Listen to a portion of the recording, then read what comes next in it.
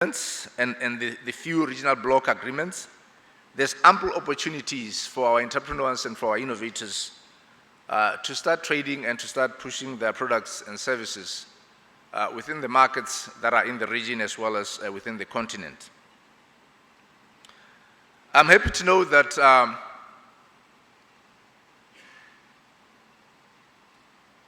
when we really want to take opportunity of the global value chains, which constitute to 2/3 of all the international, the global business deals, there is need for us to effectively and efficiently ensure that our innovation ecosystems, our innovators, our entrepreneurs are fully aligned and they are provided with the best of services and interventions that will ensure that their products and services reach those markets. And it takes quite a number of interventions. This morning, therefore, we've got a number of speakers and panelists who will help us in divulging into this particular topic of how is it that we can foster entrepreneurship for industrialization within our region and beyond. So without saying much ado, ladies and gentlemen, I would like to invite my colleague, Sharon Imvula, who's going to introduce the panelists and the discussions this morning. Thank you very much. Good morning, ladies and gentlemen, and thank you for joining us for this session. As Dr. Tacheba pointed out, this is quite an important session because entrepreneurship, not only as a livelihood, but as a creation of wealth, is really a very important aspect for the industrialization agenda for a lot of our growing economies in SADC. So just to outline briefly our program for this morning, we will have 3 speakers. Please hold your questions and answers for after the 3rd speaker, and then we'll have a question and answer session then, where Dr. Tacheba will take over as well. We will also take a very short tea break before we move into the panel and hear from our 5 panelists. So without further ado, I'd like to introduce our first speaker. He is the country director of the Human Development Innovation Fund here in Tanzania, Mr. Joseph Manirakiza. Can we give him a round of applause, please?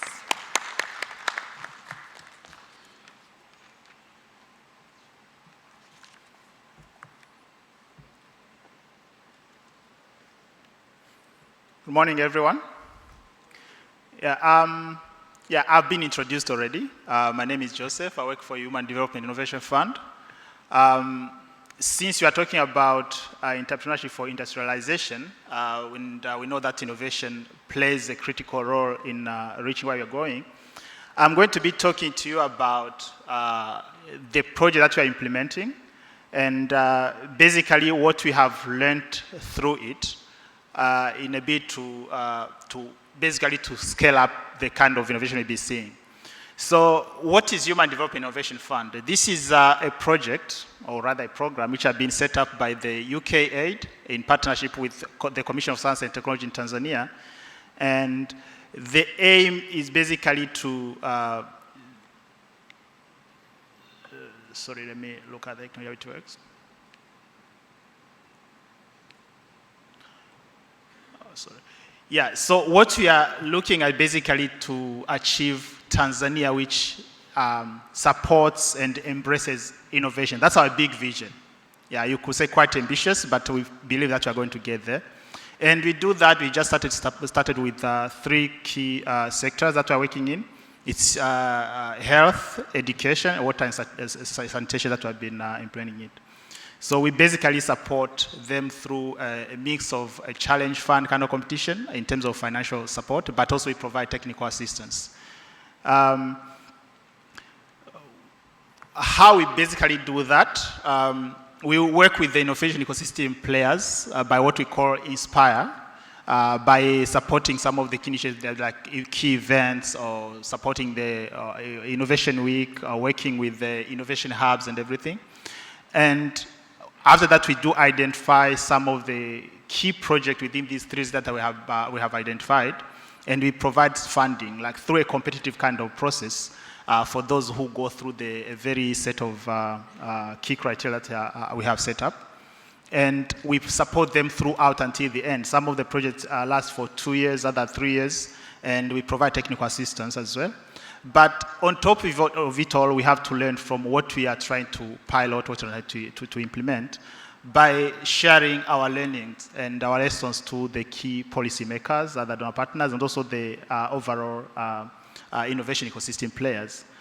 So far, we've done a key number of learning and knowledge products, we call them, around education technology, around prepaid water and solutions, around what we've learned through the 5 years that we've been implementing.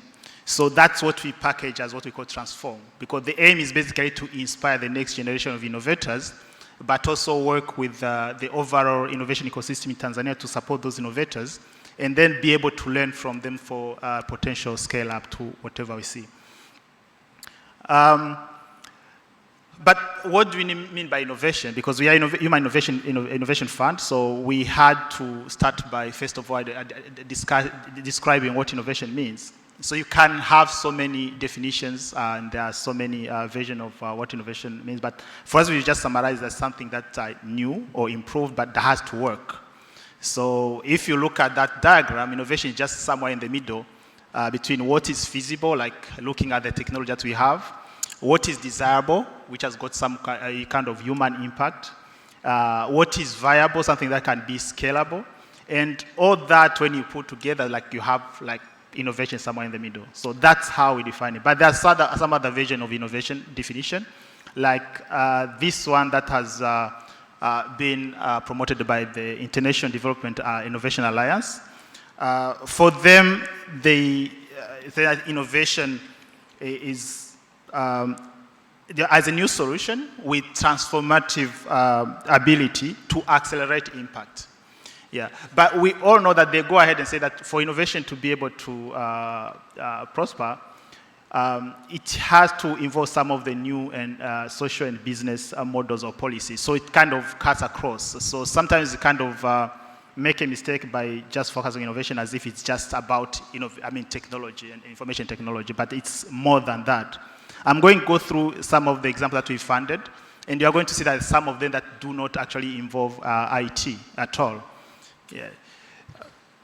So just quickly through some of the examples that we have, we've promoted, for instance, the prepaid water solution in a village called Kishapu. For those, the Tanzanians, you know that it's a region called Chanya, where there's a town called Maganzo. They didn't have access to water at all, but there was a pipe that was passing through the town from Lake Victoria going to other regions. So we were approached by one organization, and they came up with a proposal that we want to tap into this water. So they partnered with Kashwasa and an NGO called ICS with the local government. And we support them financially and technically to put up huge tanks and also a layout of pipe to now provide water. So now the town is actually having access to 93% of the town has got access to water. So that's just one of the examples that we do fund that actually support the development. And then another one within the water sector, we supported one researcher from Nelson Mandela Africa Institute of Science and Technology called Dr. Hilonga. Some of you might have heard of him. He's very famous. And we moved him from research, that he's just doing research in lab, actually applying his PhD, how he can apply the nanofilter kind of a theory to providing solution to his village that didn't have access to clean water. So he had been touched by that kind of conditions when he was growing up. He's like, I have to do something since this is what I have learned. So right now, as we speak in Arusha, there is a network of about 90 water kiosks, which are serving about 250,000 people who are having access to clean and safe water. And he has been able to create employment to 90 young girls. So that's the kind of innovation that we funded in the water sector. There, of course, there are others, but just selected a few. Now, in health, one of the innovations we supported was with VSO, who were trying to solve the issue of maternal mortality and neonate mortality in Lindi and Mtwara. So they came up with a combination of solutions, like providing mobile kind of CScan so you can be able to have access to many women in the villages, and also improving the condition within the hospital by setting up what they call the NICUs, like neonate intensive care units, in about 7 hospitals. And that actually had a tremendous result by reducing the rate of child mortality. Quickly, another one, in education sector, we have worked with a company called Ubongo. Some of you might know it, that they have promoted what they call edutainment by making learning fun for the young kids. And they are actually now moving to other countries in Africa. They are in Kenya, in West Africa, Ghana, in Nigeria. They are now in South Africa. So it's actually grew from here, from Tanzania. That's where they started. So, and lastly, some of you might have heard of Apopo, the technology that is using rats to detect TB. And they came up with that technology because they saw that there's a lot of resistance against the drugs, TB drugs, and there were so many people who were going undetected. And working on the ability of the rat to actually, they have got a strong sense of smell, like they can actually use that because they were already using them in detecting landmines. So they applied that one. And they have set up a lab in Dar es Salaam that we have supported. It's actually working very well with also the government institutions. Yeah. But after supporting all this, what does it actually mean? Because what we are doing here, we cannot solve all the problems, but we are trying to support some of the pilot innovations, be able to learn from them, show that actually they work, and then we disseminate the learnings from them. And what we're trying to tell all the players is, like, there are some of the conditions that have to be there for innovations to flourish. So those are the things that the most institutions that work with us have to kind of learn from. And what does it take for those kind of innovations to be able to grow and scale? One, there must be a strong ecosystem of favorable enabling conditions, right? And by condition, we talk about better policy, we talk about regulatory frameworks, we talk about open data and standards. We're talking about expanded access for innovators to resources. By resources, we mean like financial resources, human resources, and everything. We are talking about areas where promotion of STI is actually highly valued, and where there's a strong infrastructure of regulatory environment. So those are the kind of preconditions for innovation to flourish, and that's what we're trying to share with them, that if you want, for instance, the Apopo technology to be able to go to many places, these are things that you need to put in place, like some of the kind of favorable conditions for them. And what we've learned so far from supporting these innovations, we're saying that for us to be able to succeed, we have to invest in the overall ecosystem. We have to adopt like the systematic approach. Like there's one say that by the International Development Innovation Alliance that says it takes a village to raise a child, but it takes a whole ecosystem to raise a startup. So for any innovation to flourish, all these people need to be involved. But they can only be involved if they have access to learnings, to lessons that have come from other people, and that's what we're trying to promote at HDIF. And the other lessons that we are proposing is like, we have to make sure that we make learning as an acceptable and legitimate outcome. Some of the funders of innovation, for instance, they want like quick results, and it doesn't work like that. So what we're telling them is like, from what we have seen, we have to be very patient, and if the support innovation doesn't work out the way you envisage it to work, at least accept that there's some lesson that you can get from there and then improve on the next programming. So that's what we are trying to promote as HDF when we share our learnings. And we have also to tailor funding and support mechanisms to meet the needs of the industry. Because sometimes you find that the project come with, like they're already set up, like you have to go this way. But we know that to support innovation, you have to be a bit flexible, you have to be adaptive, and you have to tailor the support based on what actually is at stage. And the kind of initiative that we are taking to make sure that happens at HDIF, one, we have a strong strategic partnership with COSTECH, which is the custodian of innovation in the country.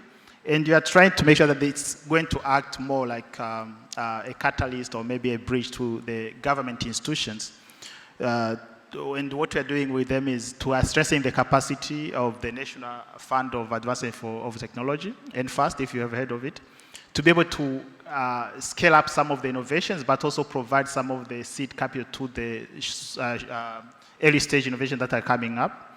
But we also support the development knowledge transfer and evidence-based policy making. So that's what we've been working with the expert from COSTECH to be able to strengthen their capacity so they can act as the advisors to the government and ministries to be able to implement evidence-based making. We are working with the government hub, Buni Hub, that was one of the first to be set up, so they can help the public universities to set up their own hubs, which actually serve as a learning center or even a place to prototype for some of the university graduates. And we work with them also to organize the Innovation Week, which has become a popular platform for all the innovation ecosystem players to come together to share learning, also for innovators to showcase what they have done so far. And it's actually serving to be a very good platform for the innovation ecosystem to grow and to learn. And we are talking to the government to see how we can take it to the next level, so it doesn't remain as just a HDIF initiative. And we also we did some kind of mapping to be able to recognize and see where all those innovation hubs are. And this helps for any other player who wants to come into the space, like donors. When they get to this kind of resource, okay, they don't have to start afresh and also kind of duplicate what is already available. So we make this easy for them. And we are also engaging multiple key stakeholders to spark that kind of discussion around innovation programming. I think some other countries that discussion is already advanced. If you go to Kenya and look at how they do their Innovation Week, you get like most of the government ministries are already presented. They are showcasing what they are doing and how they are taking innovation to account to develop their plans.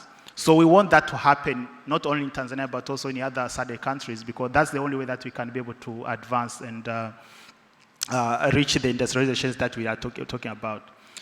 We are already preparing innovation financing workshop with the development partners, the private sector, so we can be able to see how can we bridge the gap between the early stage startups and those that are looking for venture capital funding, for instance. Who's supposed to finance the middle, the missing middle?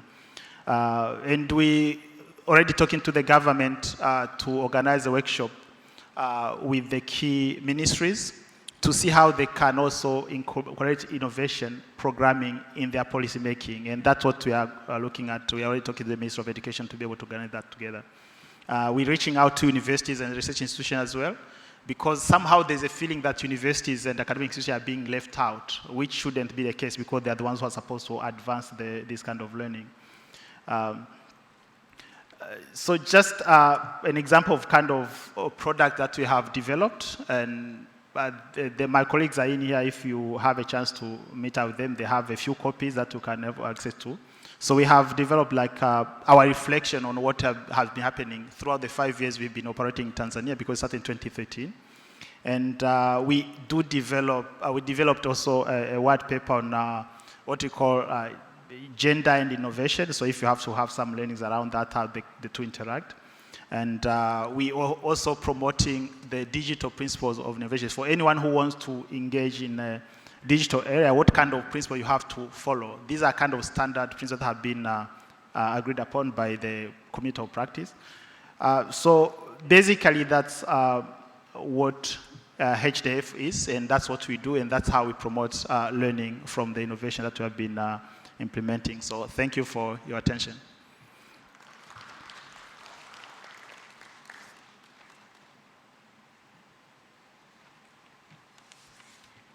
Thank you very much, Mr. Manirakiza, for that insightful presentation on the support and technical assistance that HDIF offers in the ecosystem. I think one of the things that stood out for me was, scaling innovations, and having a feasible environment for entrepreneurs to prosper in terms of tailored funding and not a one-size-fits-all approach for everyone. having a learning environment where you have willing actors and enablers willing to share and learn from each other, and most importantly, collaborative innovations, willing to work together to solve a common problem. But let's move on to our next speaker. So I'd like to introduce Mr. Omar Bakari. He is the co-founder of the Tanzania Data Lab. Mr. Bakari, may we give him a round of applause, please?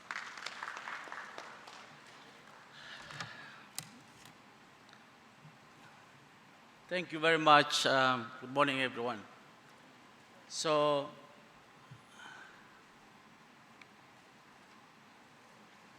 this is how it is.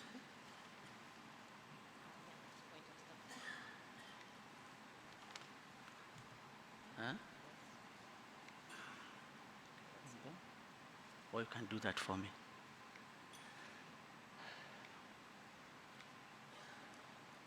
Yeah. Okay. Okay, so I'm going to talk about more in terms of the data. And if you can have a look on what does the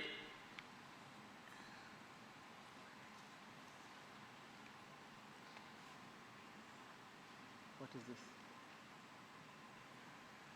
Oh my goodness. Yeah, please. So I'm going to look into how. That's not mine.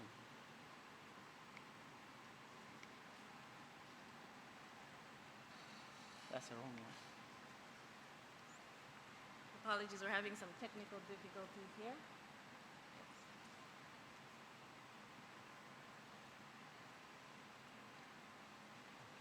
So please give me help on that. Okay, so I just want to find out in terms of the use of data in innovation management. And the first thing that I don't know.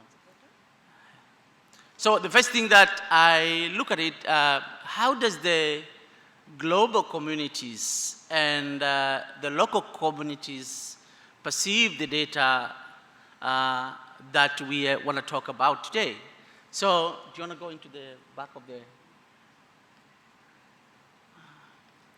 So this technology is going to be crazy here. So,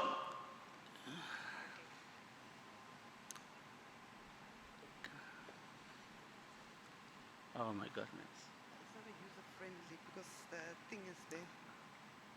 Can they? You wanna go It's back going a- ahead. Yeah, back. Okay. Let's start. Okay, you can leave it there. Yeah. So let's start from there. So when you move forward, you press the middle one.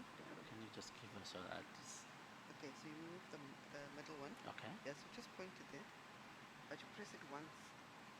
Okay. Yeah, because it takes time. Uh-huh. If you keep on pressing it, that one it will move All fast. right, Yeah. So okay. just press it once.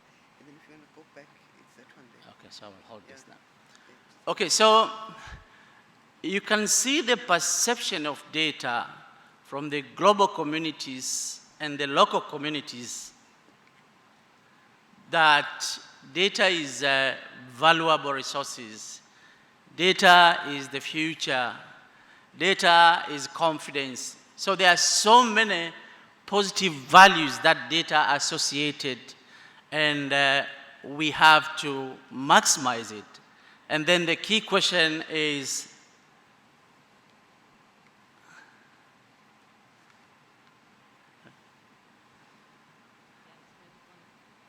okay. So the key question is, how do we effectively use and efficiently use this data? And this is the question that I want to pose to all of you guys in the context of either any SADC member countries on how do we maximize effectively this data that we are saying it is valuable. And again, from the Tanzanian context, this is where Tanzania Data Lab was established. And we established this to actually try to participate in addressing the effective use of data. One of the major approach that we took was to focus on the communities wherever we do in addressing these data. And we design some of the core services that they are going to stimulate the use of data and create an impact. And in the community context, we meant to talk about the private sectors, academia, and the citizen themselves. And as you can see from this graphical presentation, there are core 3 areas that we really focus, where the community is the center. And this is the building the confidence of using data through capacity building. So that is one.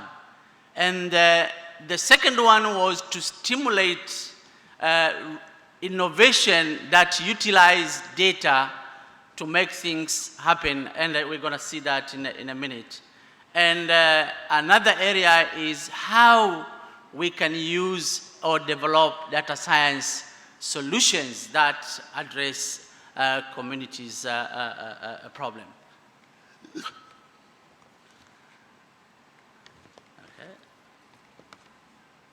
So, in the context of the capacity buildings, D-Lab, in collaboration with University of Dar es Salaam, established a data science master's program. And why we did that, when we do the analysis at the country levels, there are 3 levels: basic, intermediate, and advanced gaps on data use. And we realized that we have to start somewhere. The uniqueness of the data science is about attaching a certain problem to a student, so that when that program is, that person or student is graduating, there is a solution to provide in a certain industries. For example, for all these students that are finishing masters now, they have a clear solution on data science that has been provided based on the needs of the private sector. And we have the Data Fellow program that is actually to support attachment of the data science expert in the industry level. And in order to stimulate inclusivities to the communities, we have different tailored programs on girls that actually support from data use to IT or software development on that. Through the D-Lab also, we do the public trainings that are focusing on basic, intermediate, and advanced levels, and we do the tailored training. Just for example, mobile companies come and say, we want to utilize our mobile data, and those are the tailored training on that.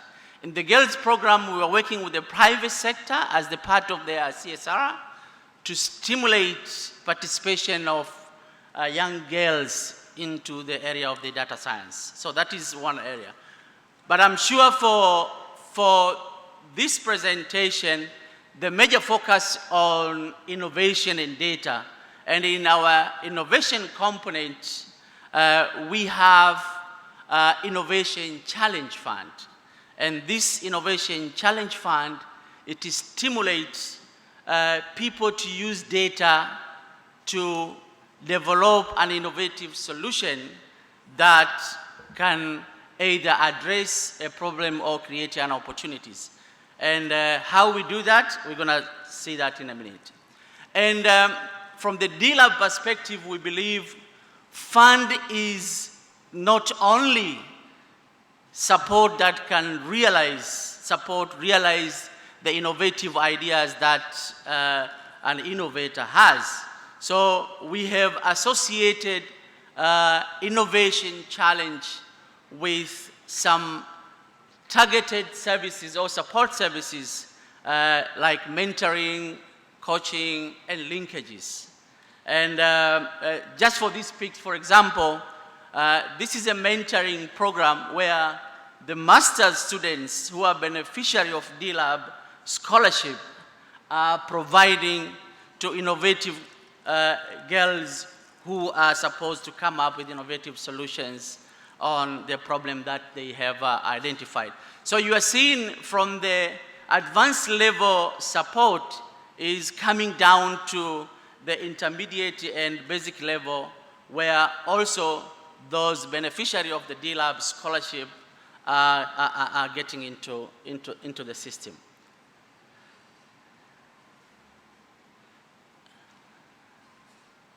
So based on the discussion yesterday, I decided to put this question on who actually should innovate in our society.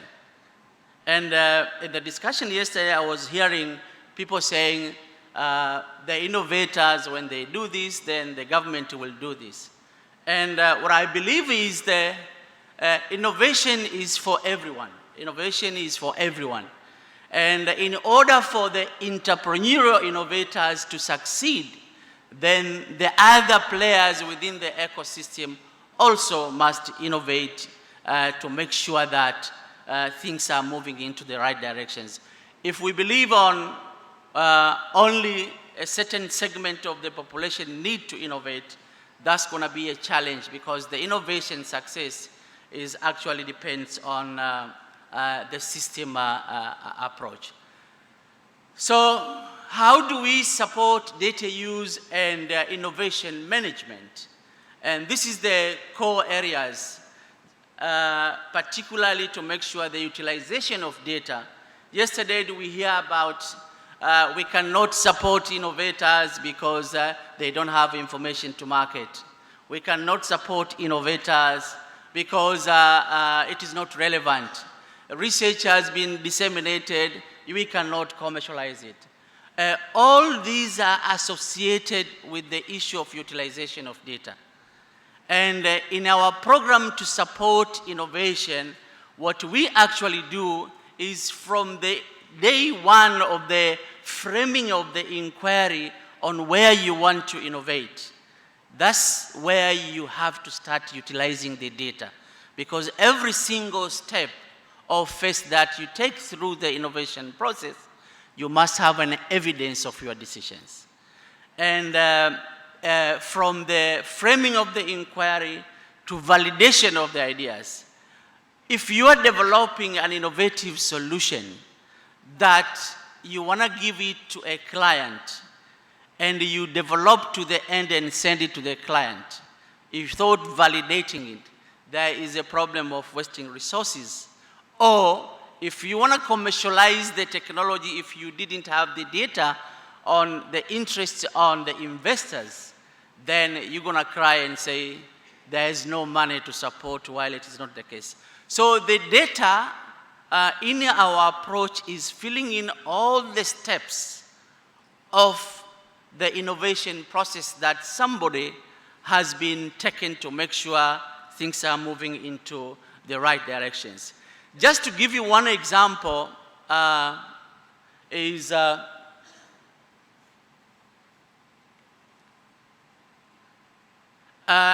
the education sector, just a simple example. What is the problem in the education sector? So everybody will talk, but I think the data will tell us what is the real problem. From the data that is existing, actually the the time series data for African context, non-attendance is a big problem. Okay? And then if non-attendance is a big problem, then the key question is why. So that's where you can also, based on why, you can collect the data on some of the parameters that are stimulating that non-attendance. And through that, you can develop a model using the imaging technologies like artificial intelligence or whatever it is, to make sure that you are able to predict in a certain district what is the real problem. Because remember, the non-attendance problem is not going to a uniform problem for each particular district to be the same. Some it will be the distance, some it will be different. So the availability of data and the use of data to predict based on a specific location give you an evidence-based decisions. And this is the kind of decisions that in a country like us where the resources are very limited needs to be tailored onto it. So data become an ingredient for all steps on developing the technology, because the technology itself has no value at the end of the day if it doesn't use relevant and correct data that is in place. So, what are the issues on supporting data and innovation in the current in the current setting? There is different and here is different. Oh, sorry, wait. Okay. So what are the key issues? You can see we normally tend to generalize data and make decisions on general perspective. And this is a big challenge in our context, because you need to have a disaggregated data at the district and ward level if you want to make a relevant decision at the district level. So just to give you an example, you can have an individual data from the genomes to other factors that will predict what kind of medicine and the dose of the medicine. But I can tell you, because of lack of disaggregated data, it is only now we are getting the flat medicine for everybody. And now, because of generation of this disaggregated data, we are seeing having a respective medicine based on your individual data that a person has. So another issue that is really challenging is the data literacies. If you see my photo at the beginning, it was an issue of we believe there is value on data. We believe value is the future. But if you don't have a confidence, and the confidence is only come when you know what you have and you know how you can use it. So the data literacies is an issue. Data scientists, people who can use this value is an issue. And the other challenging part with the data literacies is about people believing data is only for scientists, while it is not the case.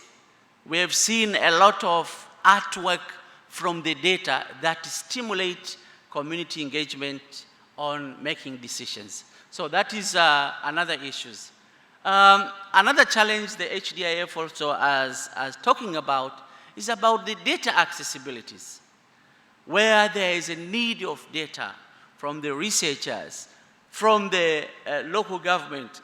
There is no a clear structures and mechanism that is in place. I was asking myself yesterday when I was developing this, what is the data flow framework for SADC countries?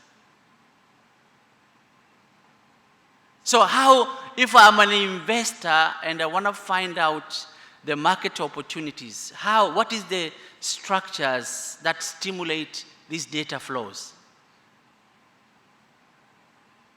So those are the things that need to be, because without a clear framework for data flows, I think even the issue of industrializations and trade, regional trade is going to be a challenge, because you'll not be able, you can just go blindly to any area. So these are the things that need to be addressed. The issue of technology development. Now we are going to a generation where data and technology is going to influence the human decision. And if that is the case, what it means if we don't invest now on the capability for technology development and transfer, the inter-countries relationship that facilitates knowledge and technology transfer, the role of the embassies in science diplomacy to facilitate knowledge transfer. If that is not a continuous that is happening within our regional integration, that is SADC, I'm pretty sure we'll lag behind. And I can tell you the technology on using data is going very fast. The key takeaway that I want to share with you are we really need to invest on strengthening the data value chains, because that's where, from the generation to use, we can be able to make things happen. And that's where the innovators will maximize the availability of data and identify the gaps and opportunities for them to come up, if it's an entrepreneur or innovators, to come up with a business opportunity that they believe can happen.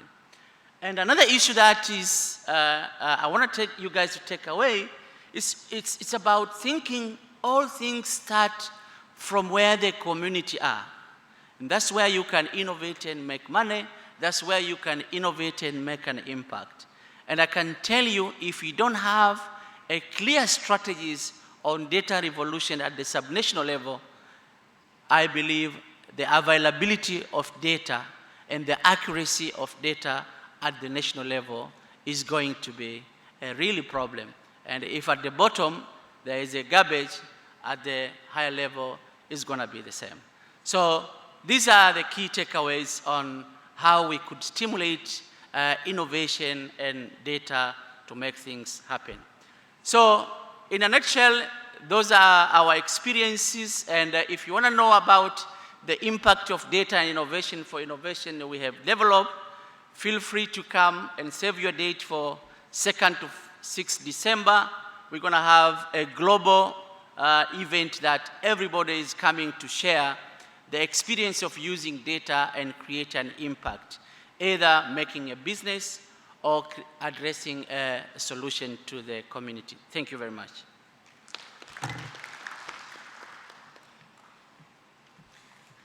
Thank you very much, Mr. Bakari. I think one of my key takeaways was the fact that data is the ingredient. I mean, oftentimes you hear from innovators that I do not have the time to note down what I'm doing because I have to design, I have to create, I have to build.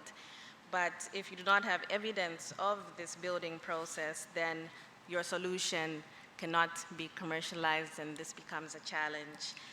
So we're going to move on to the next speaker. I would like to introduce the General Manager of Seed Space Tanzania, Mr. Innocent Malya, and he will be also talking on data support for startups. Can we give him a round of applause, please?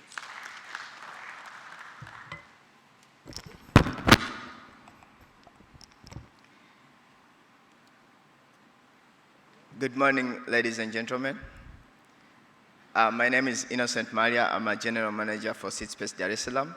I'll just quickly take you through on how efficient and effective we are using data in terms of supporting entrepreneurs in Tanzania, but as well global. So before we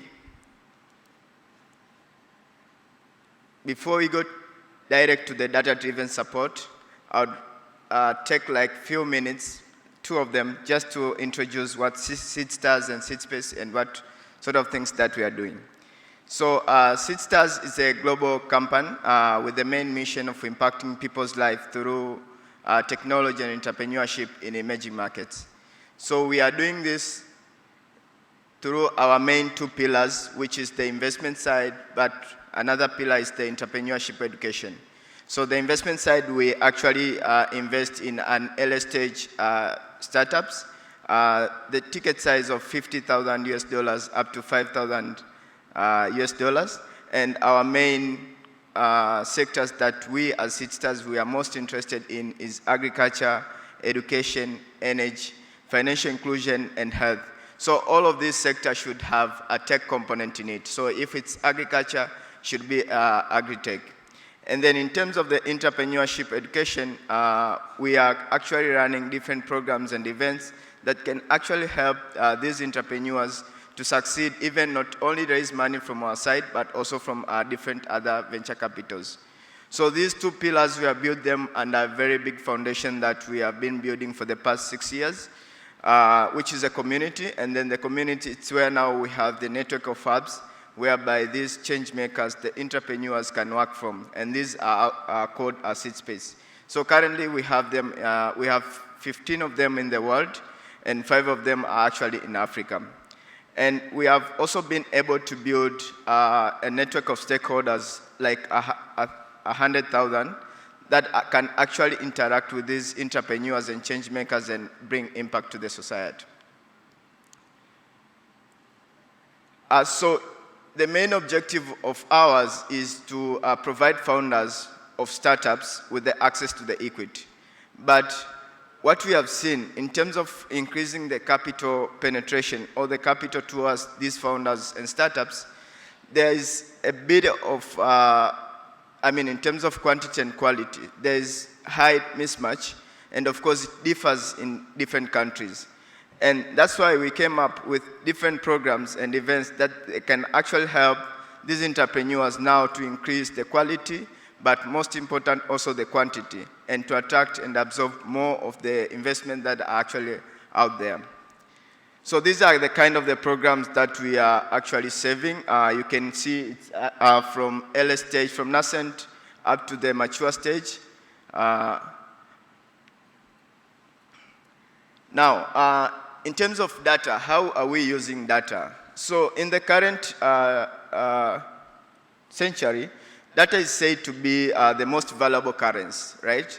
So we as sisters, we actually using data now to support different entrepreneurs in different market or in different ecosystems. And what we have been doing, we have done a lot of experiments, and of course we have failed in between for the past 6 years. And then we came up with something that we are now working with different entrepreneurs by using data and then helping them to fundraise. The question is, why are we using data? So data for us, it allows us to make a decision that lead to the better products and services or solutions that we can offer to the market. But also it helps us to make our investment decision whenever we want to make an investment to a certain startup or an entrepreneur. And also we have been able to build a machine that will help to learn about startup and their challenges. So this machine is actually being built using the data. Mostly important, we have been able to gather the additional insights for different countries using the data. In terms of 3 aspects, that's the environment, opportunities, and challenges. And then we came up with what we call the Seed Stars Index, which it's a write-up for every year, and then we actually release it just to give an overview of any country that we visit in terms of the entrepreneurship ecosystem, in terms of its growth, in terms of the opportunity that's available, and what sort of the challenges that has been faced.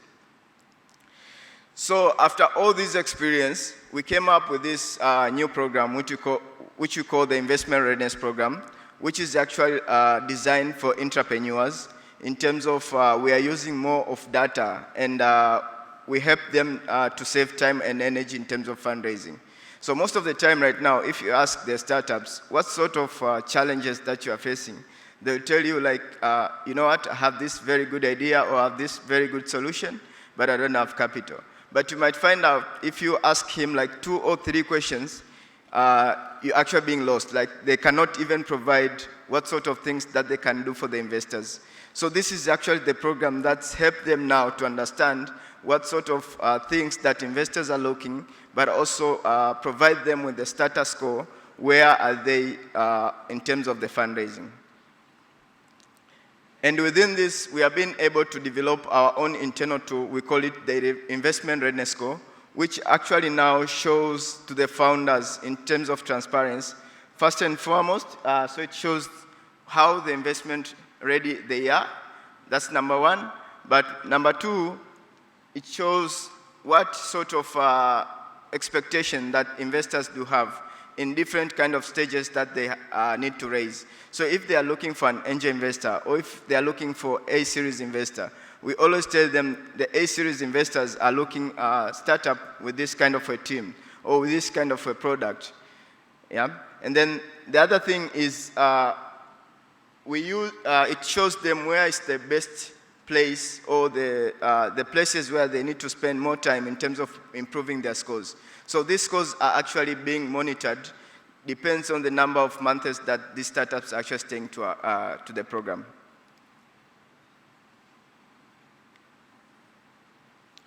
So this is an example of the investment readiness score. In terms of even our experience, we have found that a lot of startups have been failing in all the market from the 7 factors. It's either they don't have the right team, or it's either they don't have the right product and the market fit, or it's either they don't know anything about technology and operation, or sometimes they have the right product, but they don't know how to actually produce more revenue and grow. And the other thing is they have never come across with the financial management and legal and admin, but the last thing is fundraising. So for each topic, we actually send them, so first we do the training with them for that particular topic, and then we send them the investment readiness score for them to fill their status score. So in terms of the investment readiness score, they have been asked a couple of questions, and they actually need to present where they are or where they stand. So for example, this is the one of the, it's just a sample. So you can see it shows you where the startup name and startup country and where they actually target to fundraising. So for example, for this one, they're trying to raise seed capital for about 250, and the date I've just put it today. So you might find that on Team Talent Advisors, these guys, they have scored like 39 points. And then the recommended score for this round, which is seed stage, it's 36, of which they have met their goal. But despite of the round, the maximum score that they can actually have, it's 100%. So still, they have 61 points that they need to work on. So we started now breaking it down in terms of what's 61% composed of. So we started like on the founders and C-suite, they've scored 10, and then it's 6. But the maximum score is 10, so which is good for them. They can just keep it. But if you are seeing, for example, for CTO, they have scored 1, and then the recommended is 6. So at the end of the day, this is the area now they need to work on. And of course, we give them some advice, and also trying to understand what sort of challenges that are actually making them not to attain the minimum kind of levels that investors are looking after.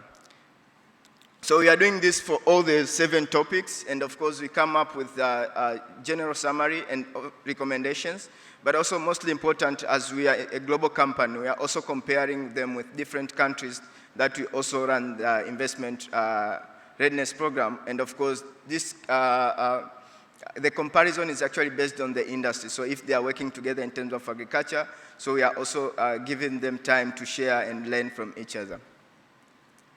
So the target output, as I said, is to increase the startup investment readiness score, but also to give some sort of what investors are really looking into.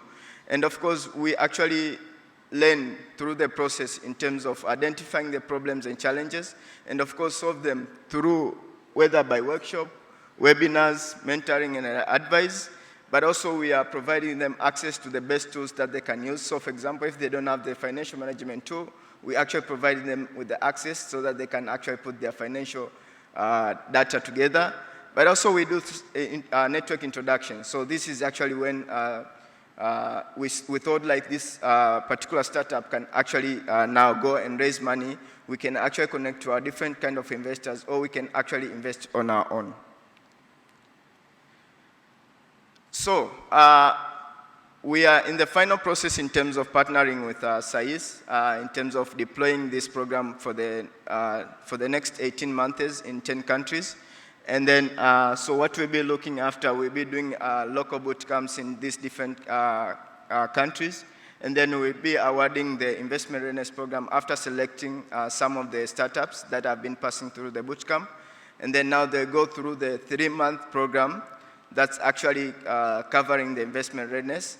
And later we can, we as seedsters will invest, but also will actually make introductions to different investors that we have in terms of the network.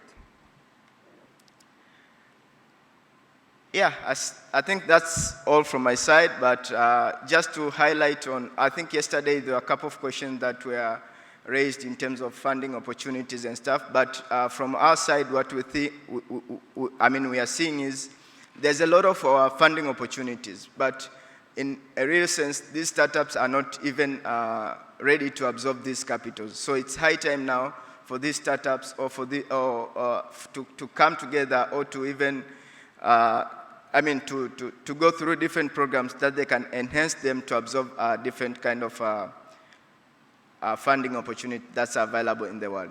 Thank you so much for listening.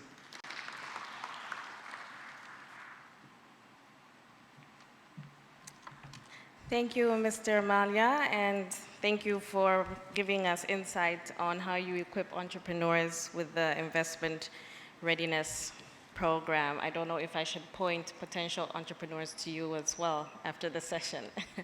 But we'll go straight into the question and answer session, and I'll call upon my co-moderator, Dr. Tacheba, to take over from here.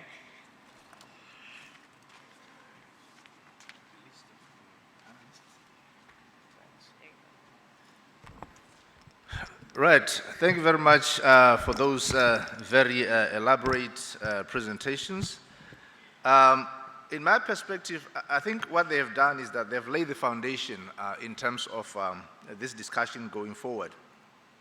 Now, the key highlights, in my view, is that it takes a lot of interventions to be able to support and progress an entrepreneur through the value chain, right from the point of idea to the point where they are investor ready. I think the three presentations have put that quite clearly. Now, I think the critical component that comes in is, how data allows for that process to be fully integrated.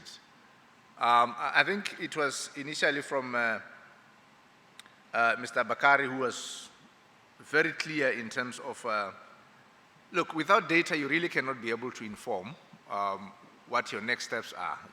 You really need to have data that allows you to concretize whatever ideas that you have to ensure that whatever solution that you build and whatever impact it's going to have, that it's fully informed.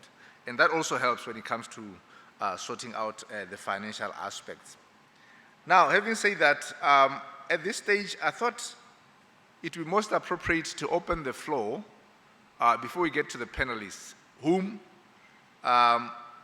will be discussants on these particular topics and also see where the gaps lie and how is it that we can be able to address those gaps in fostering entrepreneurship.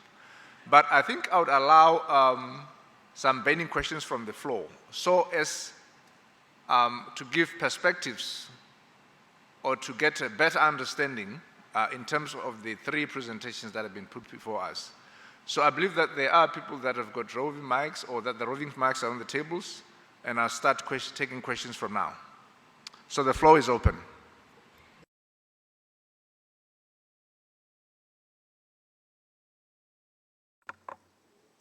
I think it's been crystal clear. Oh, one question.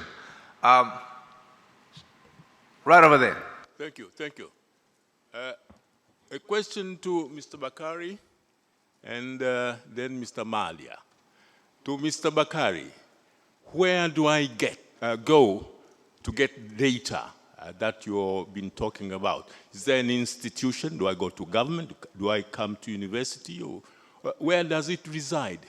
How do I access it as an individual? Thank you. That's for Mr. Bakari. Now, Mr. Malia, how do you get me in the village to know where you are and so that I can come and access your service of investments that you're talking about?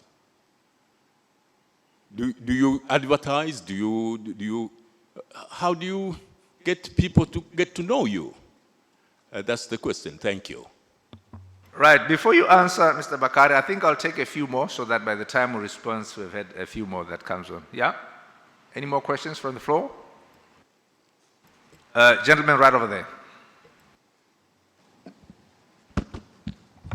Thank you very much, Chairman. My question will go to Mr. Maria as well. Sorry, your name and where you come from? Exactly. My name is Mr. Gaston Modest Kaziri of Devicom, Tanzania. I would like actually to ask a question from Mr. Malia, the last presenter. In Tanzania, the local government authorities actually have already allocated land, almost 300,000 hectares to develop industry, for industrial activities. Now, I have heard you mentioning something about accessing funds, and entrepreneurs actually have a problem of accessing a place where to do their business. Could you kindly tell us if you can connect us how to develop these industrial parks? Thank you very much. Thank you. Next question.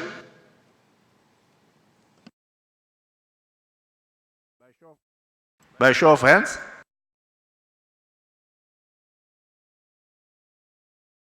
Okay, right over there.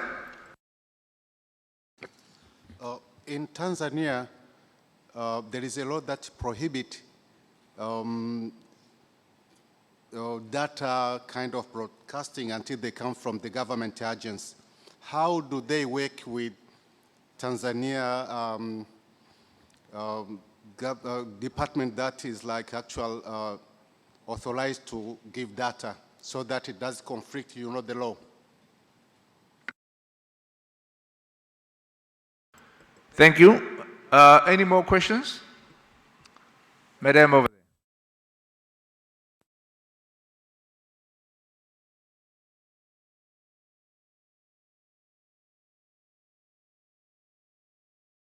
Is it working?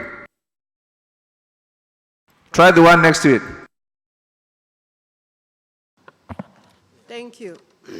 My name is Zandile Shabalala from South Africa.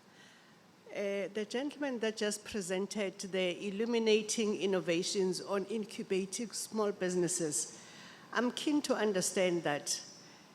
What is the end result? Is that small business eventually can stand on its own, which I'm very interested in, and how do you recover your cost? Are you getting subsidized by institutions to function? Because we are running an innovation, the similar, but on a private basis. But I'm interested in the funding of that operation. Thank you. Thank you. I think that talks to the business model. Any other questions? A gentleman right over here.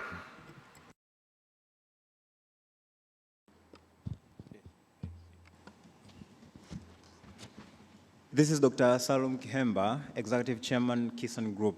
I'm from Tanzania.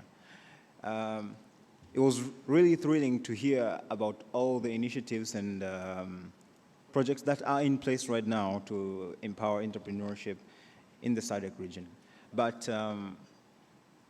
all those makes us so thirsty to know about the impact. What is on the ground right now? What is the impact that all these projects and initiatives have done so far in terms of the number of people empowered, the quality of the project that they are doing, the sustainability, the profitability, because this is so important, because nowadays the lifestyle has been, everybody applies for funding opportunities, everybody waits for programs, everybody waits for that, but we do not know what is the impact, what is the sustainability of all these things. So my questions to the panelists is, what are the impacts right now? What is the situation right now in the ground?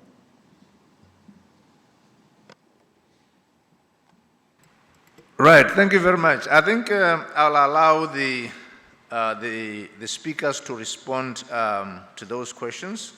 I don't think that I need to repeat those questions. I think the first one was to Mr. Bakari on where do we get the data? I don't know whether you can respond to that one first.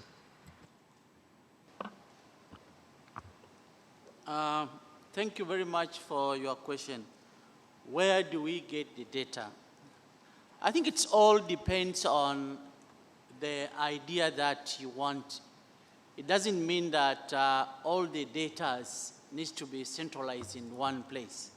For example, if you want to design a product that foreigners can take back to South Africa, to SWAZ, the data is here. You don't have to go somewhere else, either for certain regulations or whatever. So it all depends on what you want to do, because that will influence you where are the source of the data that you're after in. If it is something to do with the data that is related to the national statistics, then that's where you can go to the National Bureau of Statistics.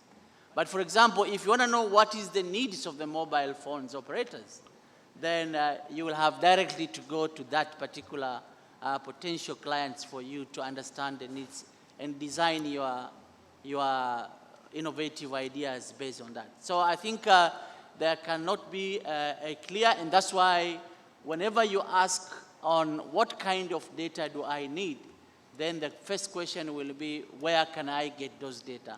And at that particular time, you'll be able to understand which source is relevant based on what you want to do. So that's my, but also on our context from the D-Lab side, we are advising on those kind of things. So if you have an innovative ideas and you don't know exactly even the source of data on your ideas, then we can try to support you on that. So the second question to me was, how do we work with Tanzania data regulators?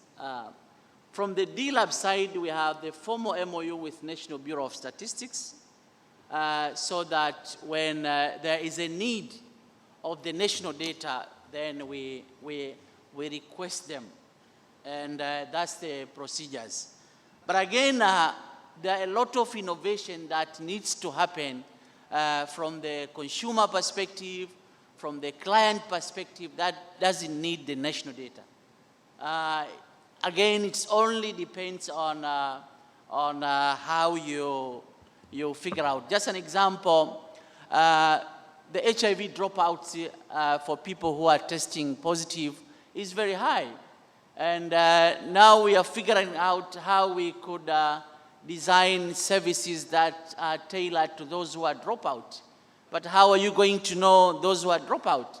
So we need to collect some parameters that when we do the modeling will help us to predict this guy will run away if he's getting positive or not. So those kind of data then you'll have to discuss with the National Bureau of Statistics and other regulatory body like Ministry of Health. So it all depends on what you want to do. But for us, we have a formal agreement to support the National Bureau of Statistics, but also to see how we could collaborate for the better of data use in Tanzania. Right, thank you very much. I hope that addressed those questions clearly. If not, I think you can then be able to take the discussions during the break. I think the next set of questions was to Mr. Malia, and I think it was in general talking to, how do, the originator of the question, how do they get access to the fund? Thank you for this. So the first one was how a village person can get to know about SeedSpace or SeedStars, some sort of what we really do. So as part of our initiative also, which we started last year, so we have been into Tanzania only for 1 year, but as part of the initiative also we have been able to go to different upcountry regions such as Tanga, and then even next week we are going to Zanzibar. So these are the areas we are also thinking there's a huge opportunity. So we are also looking forward now to come later during our operations to go far beyond in terms of different regions or different upcountry regions where we can actually get our service there. Currently, we are not doing such kind of advertisement, but it's just a word of mouth. A lot of people have been speaking about SeedSpace, so that's what we are based on, but we are looking forward to start some campaign going forward. The other question was about they have a land and how can we connect them with the investors. So as I've just mentioned in terms of the nature of our investment team or the investment followers that we have, these are the people who have an interest in technology, not rather only just go, you have a farm and then you can actually build something, you can cultivate something and get something out of there, but rather we are investing into technology. So our solutions are based in technology. But there are a lot of couple of other people that you can actually see, especially from the government side, that they can actually give you support in terms of coming up with a clear program that can help this youth with with such big land. And then the other one, I think, was more on how are we getting funding. So there's a different kind of things that we are doing in terms of getting funding. So number one is we are doing the hubs that we have. It has two separate models. So like we have the shared desks, and then we have the private offices. So the private offices are actually keeping us up and running, and then the shared desks, these are the ones that we usually provide it to entrepreneurs that they can work from. But also in terms of sustainability, we have come up with what we call the co-living, a place where people can live. So we have like a lot of apartments that people can actually live, so we are getting some funding from there. The other one is we usually also sit with development organizations, and we get some funding from them as well, who are actually interested into working with the youth, but also in innovation space. And then we also have some sponsorships from corporates, companies that also they are quite interested to have such kind of motive to youth. But mostly important also, we as SeedSpace, which is actually a hub under SeedStars, we have our own investment vehicle that actually can allocate some funding that we can put together in terms of running different programs and events that we have in different locations, because currently we are doing in more than 80 countries worldwide. I think the last question was about the impact. So the investment readiness program that we have just spoken about is the program that we have just launched this year, and then we have just trained 2 cohorts. These are like 9 of them, 9 startups, and we are looking forward to have the first demo day, of which they present now in front of the investors mid of September. And if you happen to be in there, we are all welcome you as well. So in terms of the impact, we have seen very good progress in terms of how they are looking right now at the time where they came. And then now, but we can now define our impact in terms of what we have been doing in the past as SeedStars. So we have been also able to invest in a couple of companies in Tanzania and of course in Africa in general. So in Africa, we have invested in Agro Center, which is located in Ghana. We have invested almost $500,000 US. But also in the past 3 years, we have invested in one of the companies in Tanzania to the ticket size of 50,000. But we are looking also forward to invest some more. As also another thing that, in terms of the impact that we're going to make, we'll be running also an acceleration program that will provide $25,000 US per each startup for the 12 startups starting from September to November. So it's still progress, but we are seeing there's a lot of improvement so far. Thank you. Right. Thank you very much. I think, yeah, those questions were very much relevant. And I think in my view, just to give into context before we go to the next set of questions, I think as we are discussing entrepreneurship at regional level, I think we need to see how we can be able to sort of expand the level of questions to sort of address it at that particular level. I've come to appreciate that most of the questions are pretty much centered around Tanzania and the experiences. But maybe also we need to reflect on, SADC's perspectives on data and the kind of policies that are currently being hedged or strategies to harmonize or to bring in that data so that it can be aligned to the entrepreneurs, to see how open it is for structures, the custodians of that data, in terms of ensuring that it's availed across the board to the innovators and the entrepreneurs so that they make informed decisions or they develop better products and services for those markets. I think the gentleman that asked the question on statistics was pretty much point on. We need to know, what are the numbers like? I know that most of the statistics or most of the generic information that is available are the kind of statistics that are generated at global level. You have your global innovation indexes, and I really appreciate the initiative of SeedStars in terms of going to the point of saying, how do we come up with models where we can have some form of a dipstick to walk into any country and then be able to sort of have some specific metrics that we look to, and then come up with some kind of feedback to say, look, this is what the entrepreneurship space looks like. So I think those are the kind of questions that I think are pretty much relevant in this particular topic, so as for us to appreciate where the gaps are and how is it that we can be able to address them. So I think at this point, I can be able to also then still progress and ask that we get maybe 3 more questions, a last round of questions before we get into the panelists. But I think for the panelists, just those key highlights, I think that's where the relevance is in terms of, what are the regional perspectives on this particular issue. Right, I'll start with the gentleman right here. Hello, I'm David, an expert in regional integration. My question goes direct to... Can you speak a bit louder, sir? I'm David Msabi, an expert in regional integration. I'm a Tanzanian. I would like to ask one question to Mr. Maria. My question is, we know that business is always oriented for profit maximization. And there is a problem or a challenge when it comes to business ethics. I wish to know, how do you ensure or make an assurance to innovators that their copyright and their innovative ideas will not be given to someone else who might inject finance to your organization? Thanks. I think there's a question on intellectual property rights. Next question.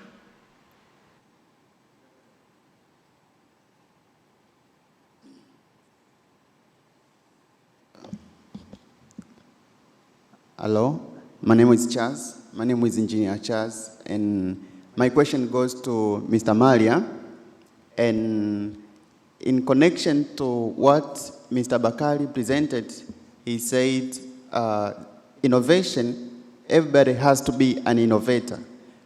Everybody has to innovate, and it is an ecosystem. For an innovator to succeed, he has to be surrounded with the other innovators for them to work together and depend each other in an ecosystem.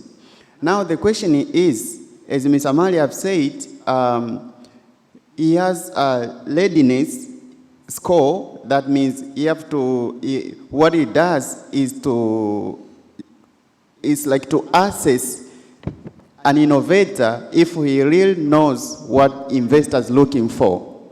And I can tell an innovator might be having a very impressive idea and might fail as well on what the investor are looking for. Now what I can see is this innovator might drain the spirit and maybe fail on what investors are looking for, but he is the expert on what he is doing. So can't you see there is a need for you to let everyone to play part in the ecosystem? I am an innovator. I don't need to be a marketer same time or promoter same time. I need someone to promote what I've invented, and so I don't have to be that. So let innovators be innovators on the field they are doing. Same time, just give another chance for others. If to promote, then prepare promoters of those works. If investors, then prepare investors to go to innovators. So let everybody play part. Can't you see that you need to apply ecosystem? Thank you very much. I think that was clear. One more question. Lady over there. Thank you very much. My name is Martha Luleka from Tanzania, and fortunately I work in the local government where I'm seeing a lot of developments in terms of entrepreneurship, in terms of small industries and others. What I'm hearing here is like we are more or less talking about the startups. That means we want to start very rightly, in the right cause.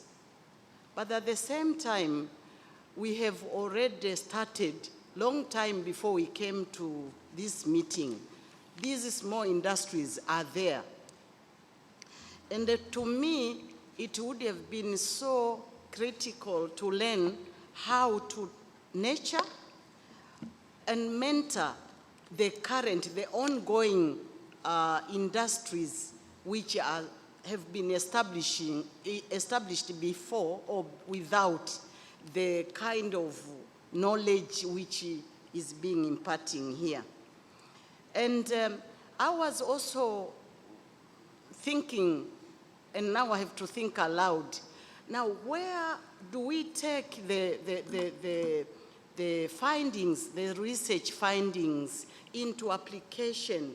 Because the growth of many universities in our countries, they are coming up with a lot of research findings, but I don't see the linkages, strong linkages between the theory coming from these findings and the applications to the existing industrialization programs or industries in the SADC region.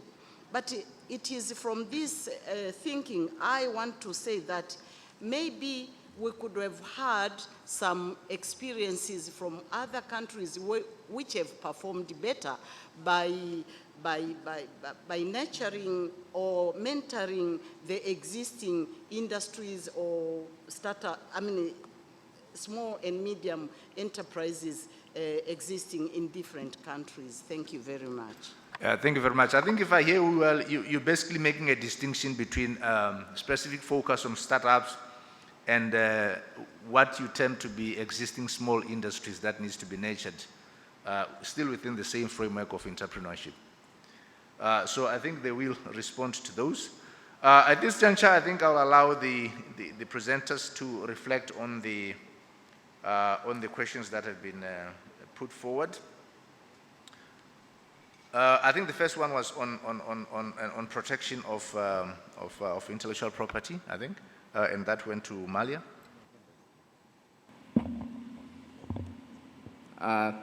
So the first question was around the business ethics and how we do in terms of the copyright. So our role as SeedStars or SeedSpace is actually to advise these innovators to go through the different kind of business license or regulators who can actually help them to register the ideas. So we also encourage them, and mostly important when we are doing our KYC, like have you already registered or have you even, are you comply with the TRIs? And sometimes also help them in terms of getting through the process. So our role there is like an advisor, not just like to make sure that, they go and register. Because sometimes these people, you might tell them, go and register, but they might not even take your advice. They just keep going on, working on the ideas. And you might find that somewhere else in another country or in another region, they have already implemented that idea. So our main role there is like an advisor in terms of advising them on the importance of registering their ideas. The other question was about, if you are an innovator and then you just want to deal with innovation and then you don't want to hear about marketing and stuff. But then as an investor, my friend, the investors are also looking into a team. So if you are an innovator, right? You are the co-founder, say, for a company. So how are you also able to collaborate with your other teams that you can actually put forward your idea? So it does not mean that you need to work on your own and then you need to leave the rest to the other people. But also you need to know and to understand your business. And then also you need to know and understand how can you build a strong team that can actually help you in terms of implementing your idea. And then that's why we have this program that can actually help you as an innovator who doesn't have any idea in terms of financial management or in terms of growth and marketing. It can actually help you now to understand different aspects that they can help you to push forward your idea. I think the other one, Joseph might have something to chip in. Yeah, thank you. Yes, the gentleman who said that he would just want to be an innovator, he also referred to, okay, there's an ecosystem, how do I get a tap into it? I think that's exactly the whole point. Luckily enough, I think the innovation ecosystem in Tanzania is growing steadily. And there are so many hubs, there are so many accelerators that we can actually tap into. If you just want to be an inventor, your route is going to be short. So which at the end of the day, you have to build other skills that you do not have. Of course, there's that one of like teaming up with people who can actually provide, complement your skills. But there's also yourself understanding the ABCs of running business if you want to turn it into a business. We understand you're going to have your strong point, but at least a good thing is you have so many right now, meetup place where you meet people who are going to share their experience, and you also can learn from them. So that's one, I think you just need to kind of take advantage of the interconnected kind of ecosystem in Tanzania, which is going to help you build your business. But maybe before I move to the next, there's someone who asked about the impact of all these initiatives that people are talking about. Like, I mean, everyone is talking about funding innovation. Like, what is actually happening on the ground? I think my presentation actually gave a few examples of some of the innovation we funded and actually provided numbers and actually what they are doing. For instance, I gave an example of one innovation we funded, which we took from actually the research lab to now the market. You might want to, if that's actually why you are here, I think you can network. The innovator himself is here, Dr. Ilonga from Nelson Mandela, if you want to meet up with him to actually get the real numbers. But what I said is, when he now got the market, now he has a network of 90 water kiosks, like clean water and safe water, which have employed 90 young girls who are getting now employment. And the numbers I have, they might have changed already. He's reaching out to 250,000 people. Those are people who would be drinking dirty water. I gave an example of innovation of the prepaid water solution that we funded in Kishapu, for instance, which is now being managed actually by the local government in Kishapu in there. That one is saving, they have over about 25 water kiosks, which they're using token to get access to water. And there's a network of kiosks that are now selling token, getting actually commission through that kind of initiative. And over 10,000 people are getting access to clean water. So there are actually a number of initiatives that are actually getting impact on the ground. Not all the innovations are going to be, to get, but that's why we also have to include the issue of learning, that what do you learn from them? But at least there's some impact that is actually being created. Right, thank you very much. I take it that most of those questions have been addressed. I don't know if there's any addition from the speakers in terms of what you feel may still be lacking. I think there was a question on tapping in the research into use from the lady from the local government. I think it all depends on both sides. First, some innovation needs to happen on the way the university are doing their stuff. But at the same time, there is also a need of innovation on the way the local government also are working on. Because I've been working with the local government too, so I know what is going on there. One of the innovative ways that University of Dar es Salaam came up, particularly in this data science program, is students has to go to the industry for research students, identify a client, and the client participate in the research until that research is done, and then the industry is taking up. So we have some successfully product that we have developed from the research go directly to the end user. And again, this is the where you supposed to include the end user at the beginning of your research, not at the end. Thank you. Thank you very much. Ladies and gentlemen, I think we have had a full appreciation from the speakers in terms of their view of supporting entrepreneurship. They've given perspectives from a human capital perspective, funding perspective, technical support, as well as from a data perspective. So I think over and above the questions that they've been able to field very well, I think what really remains is for us to give them a big round of applause.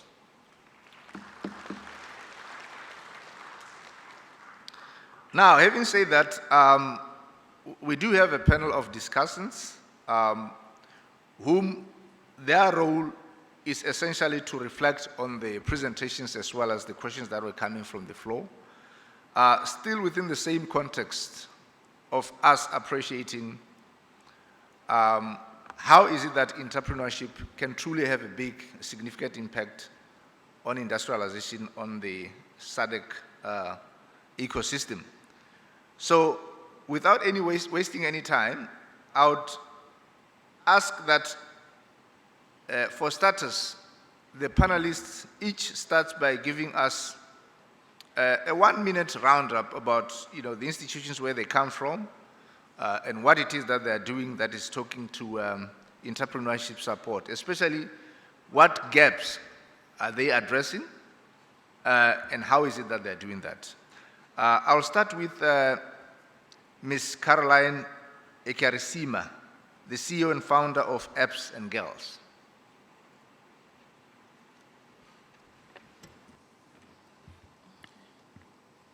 Thank you very much. Good morning, everyone.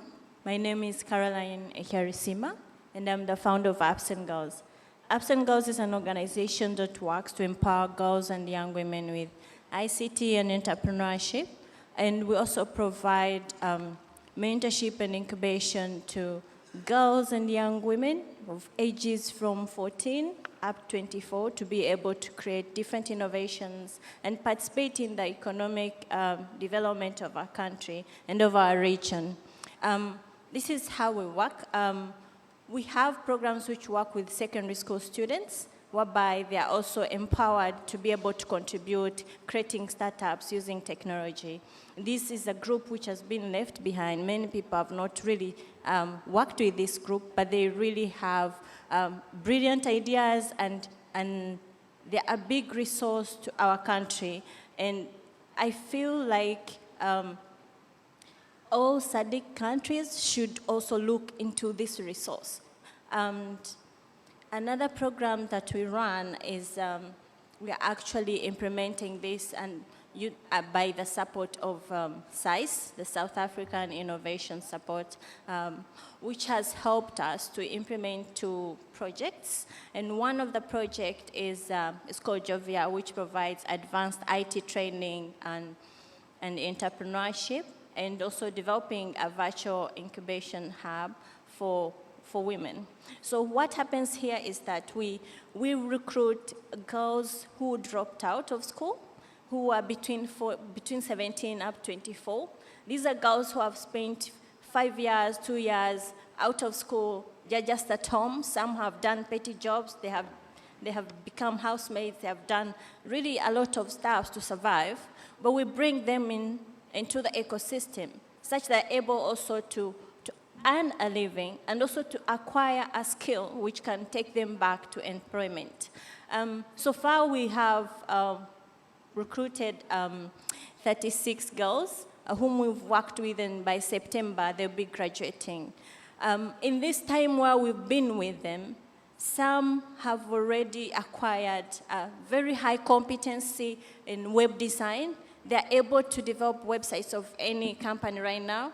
And if you're a company here, I call upon you to open employment opportunities for them. They're really, really competent. And they've taken a step further, which is very surprising, even before we introduce them to our entrepreneurship curriculum, but they've already developed different innovation ideas, of which some have already acquired clients. So this is the group which was really left behind. And I feel like if SADC, if our region could also keep investing or including these different groups who have been left behind, then we will lead into the development that we want to see, the industrialization that we want to see in our region.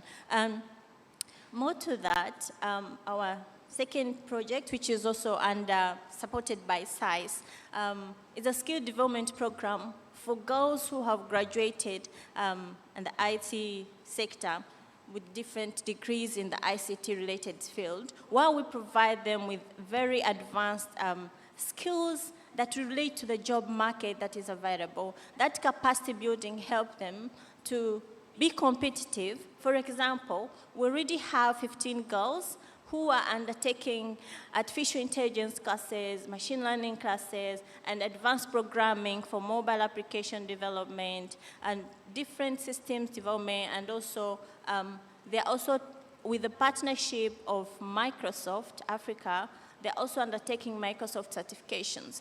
This is to give them an opportunity because, as we know, I'm a computer scientist myself. I graduated, but to be honest, if you would take me to a job to really do things like according to what companies need, I wasn't able, because that we are not taught when we are in universities. So what we are trying to do here is to make sure the young women have the required skills to effectively compete in the entire region, not only in Tanzania. We've seen a lot of our colleagues from South Africa, even from Kenya, coming to work here in different companies. But we haven't seen many young women going to work in different countries because of their limited skill level. So that's what we are doing as Apps and Girls. We really want to have an inclusive, we are implementing an inclusive innovation, which we feel will help everyone, because these young women's contribution is not only for them. They're helping different families where they are from, and also they are growing economic status by contributing the contribution that we really lacked. I recently had a conversation. I'll have to stop you there, Caroline. I think you've exceeded the 1 minute. Okay. But well appreciated in any case. So I'll go to the next speaker. I'll come back with more interventions for you to respond to.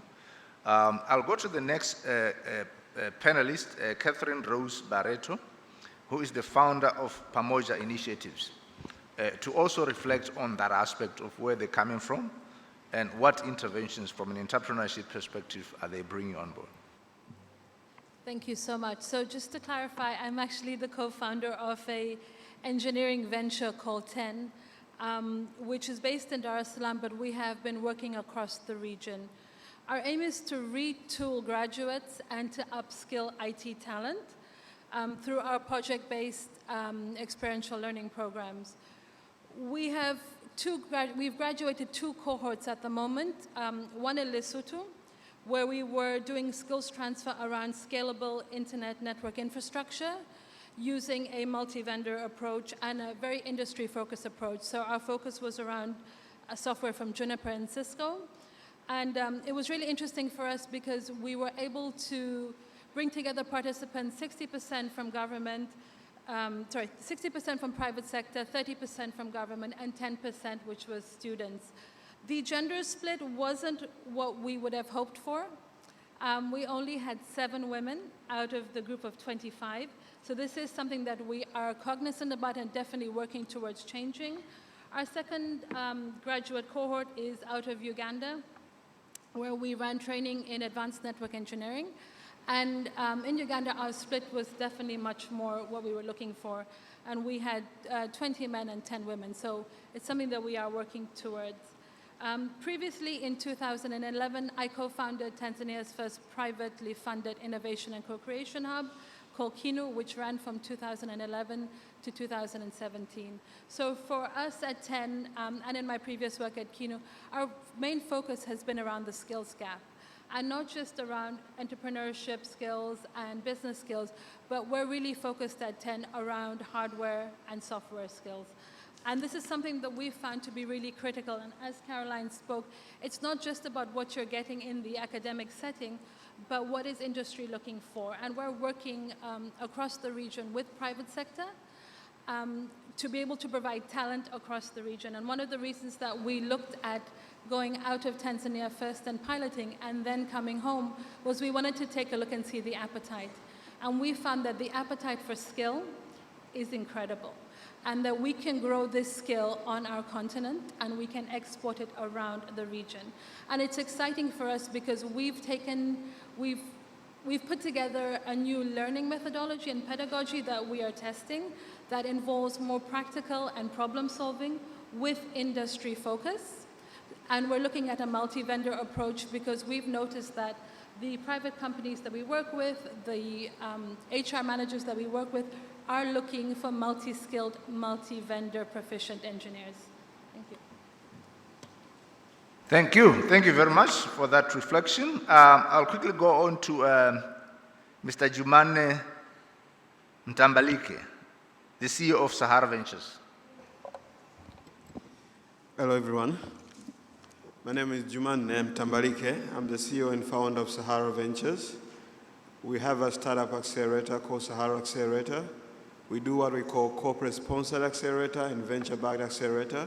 We partner with corporate partner to accelerate startups that are creating solutions at the grassroots level. We work with agencies such as UN agencies, some embassies, and some development partners to co-create and design these acceleration programs. Some of the notable startups that we have supported through our corporate sponsored accelerator include Maisha Package, FarmLink, Ishangazi, Dr. Elsa, Yapili, Agrobot, Jembe. So all these startups have been supported by Sahara Ventures with our partner. And mostly we focus on creating relevant solutions in the agriculture, health sector, education sector through this corporate and venture-backed accelerator. But also we have a platform, an event called Sahara Sparks. It's happening in 6 African countries. We've been in Joburg in the first week of September. And right now, for the first time, we're getting into Europe, in Helsinki. The idea is to create a platform where we can encourage cross-border collaboration between startups, where we can encourage a startup which is doing so good in Windhoek to come and do business in Dar es Salaam, and a startup which is doing so good in Nairobi to be able to do business in Kampala. With Sahara Sparks, what we are aiming to achieve is to actually capitalize on the available resources in each of these countries. So if one country has a good platform for investors, then maybe we can leverage from the investors and bring them to the other African country. And as an event, we have been evolving. Last year, we had more than 319 companies from across 6 African countries. We had 15 investment agencies, and we had more than 70 partners. And we were able to host AfriLabs, a network of all tech hubs in Africa, in Tanzania. So the idea is to build Africa's innovation ecosystem, use existing African resources. We do a lot of innovation consulting. We do work with so many partners. I was very happy to hear some of the insights that are being generated from the conversation this morning. But from my side, a few issues that I would like SADC committee and sites to take away from this session, just in case I don't get a chance to speak again. First, we really need to find a way to create conducive environment for startup, and this starts with policy and regulation. If we can study what's happening in Tunisia with the Startup Act, and if it can be revolved across other African countries, that will be very, very important, because in little sense right now, nobody has a definition of what a startup is in Africa, in most of the countries. Another important thing also is specifically to try to find a way to encourage cross-border collaboration for startup company. I know there's a lot of policies and regulation for established organizations and companies, but when you're a startup and you're looking for landing space in other African country, it's very, very difficult to do that. So if we can put policy and regulation that can ease that will be very important. But another important stuff, please, let's not this conversation to end without speaking about fourth industrial revolution and the digital economy. It's happening, it's coming, and it is here. If we want industries, we need to say what kind of industry we want to have. It's okay to have the brick and mortar traditional industries, but can we also focus on the future industries? Thank you so much. Thank you. Thank you very much. I'll move now to Mr. Salum Awad, Founder and Chief Executive of SSC Capital. Thank you. My name is Salum Awad. I'm a Chief Executive of SSC Capital. We are a corporate advisory and investment management firm. We work in 5 main areas. So we look at asset management, corporate advisory, funds management, mergers and acquisitions. We also support corporate restructuring. In doing our work, we have 3 main initiatives. So one is Tanzania Angel Investors Network, which seeks to support early-stage companies to raise money. We also manage Tanzania Venture Capital Network, which supports mid-sized and large companies to raise money from a ticket of $1 million and above. and we're in the midst of raising funds for our first $5 million impact fund, which we hope to start investing next year. And the funding, and the gap that we're trying to address as a company is technically around the private equity funding. Just to give you a basic scenario, the global private equity industry is worth about $6 trillion.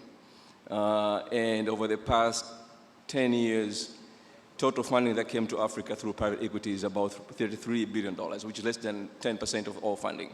So we're trying to see how much of the funding can come to the continent by addressing all the deficits from the supply side. So that's what we do, and it's a gap we're trying to address as a company. Thank you very much.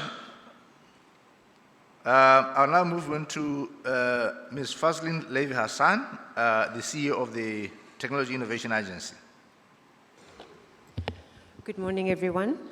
My name is Fazlin. I am the Acting Chief Executive Officer of the Technology Innovation Agency in South Africa.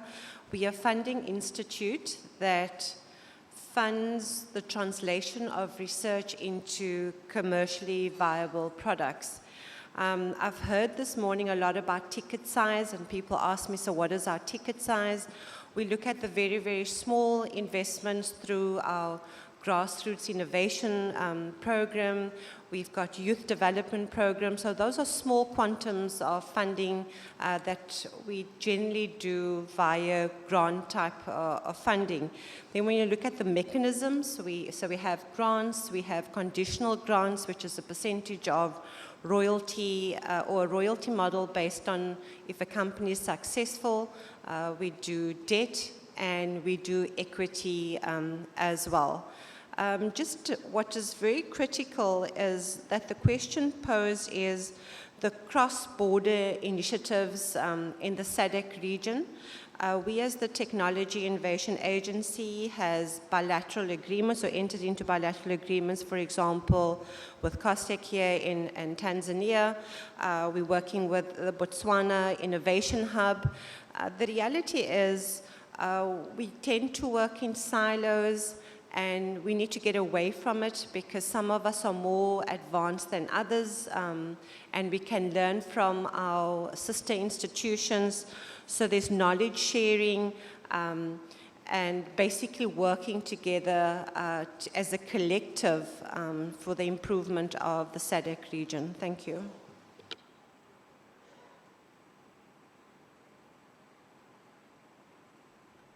Thank you very much, Fazlin. Now, having reflected on the institutions that you come from, for my next round of questions, which in my view is really around positioning and trying to chart a way forward. Pretty much, I would want us to focus and reflect on especially the relevance of the current wave of technology. We are currently riding on a wave of the fourth industrial revolution, and there's a lot of opportunities that are being perceived to be relevant in terms of growing our entrepreneurship space. And I just wanted you, each one of you, to reflect in terms of what opportunities do you see that are relevant to your particular focus on entrepreneurship that would rather be most important to be taken up or to be elevated in order to support the entrepreneurship space where you operate from. What skills development do you think are relevant? What technical interventions do you think are an opportunity to tap into? And finally, how do you think these have any bearing, if any bearing at all, on the current policy framework in terms of making it better towards having a better entrepreneurship ecosystem? I hope that was clear enough. So I'll start with Caroline, as I started earlier on, to reflect on those.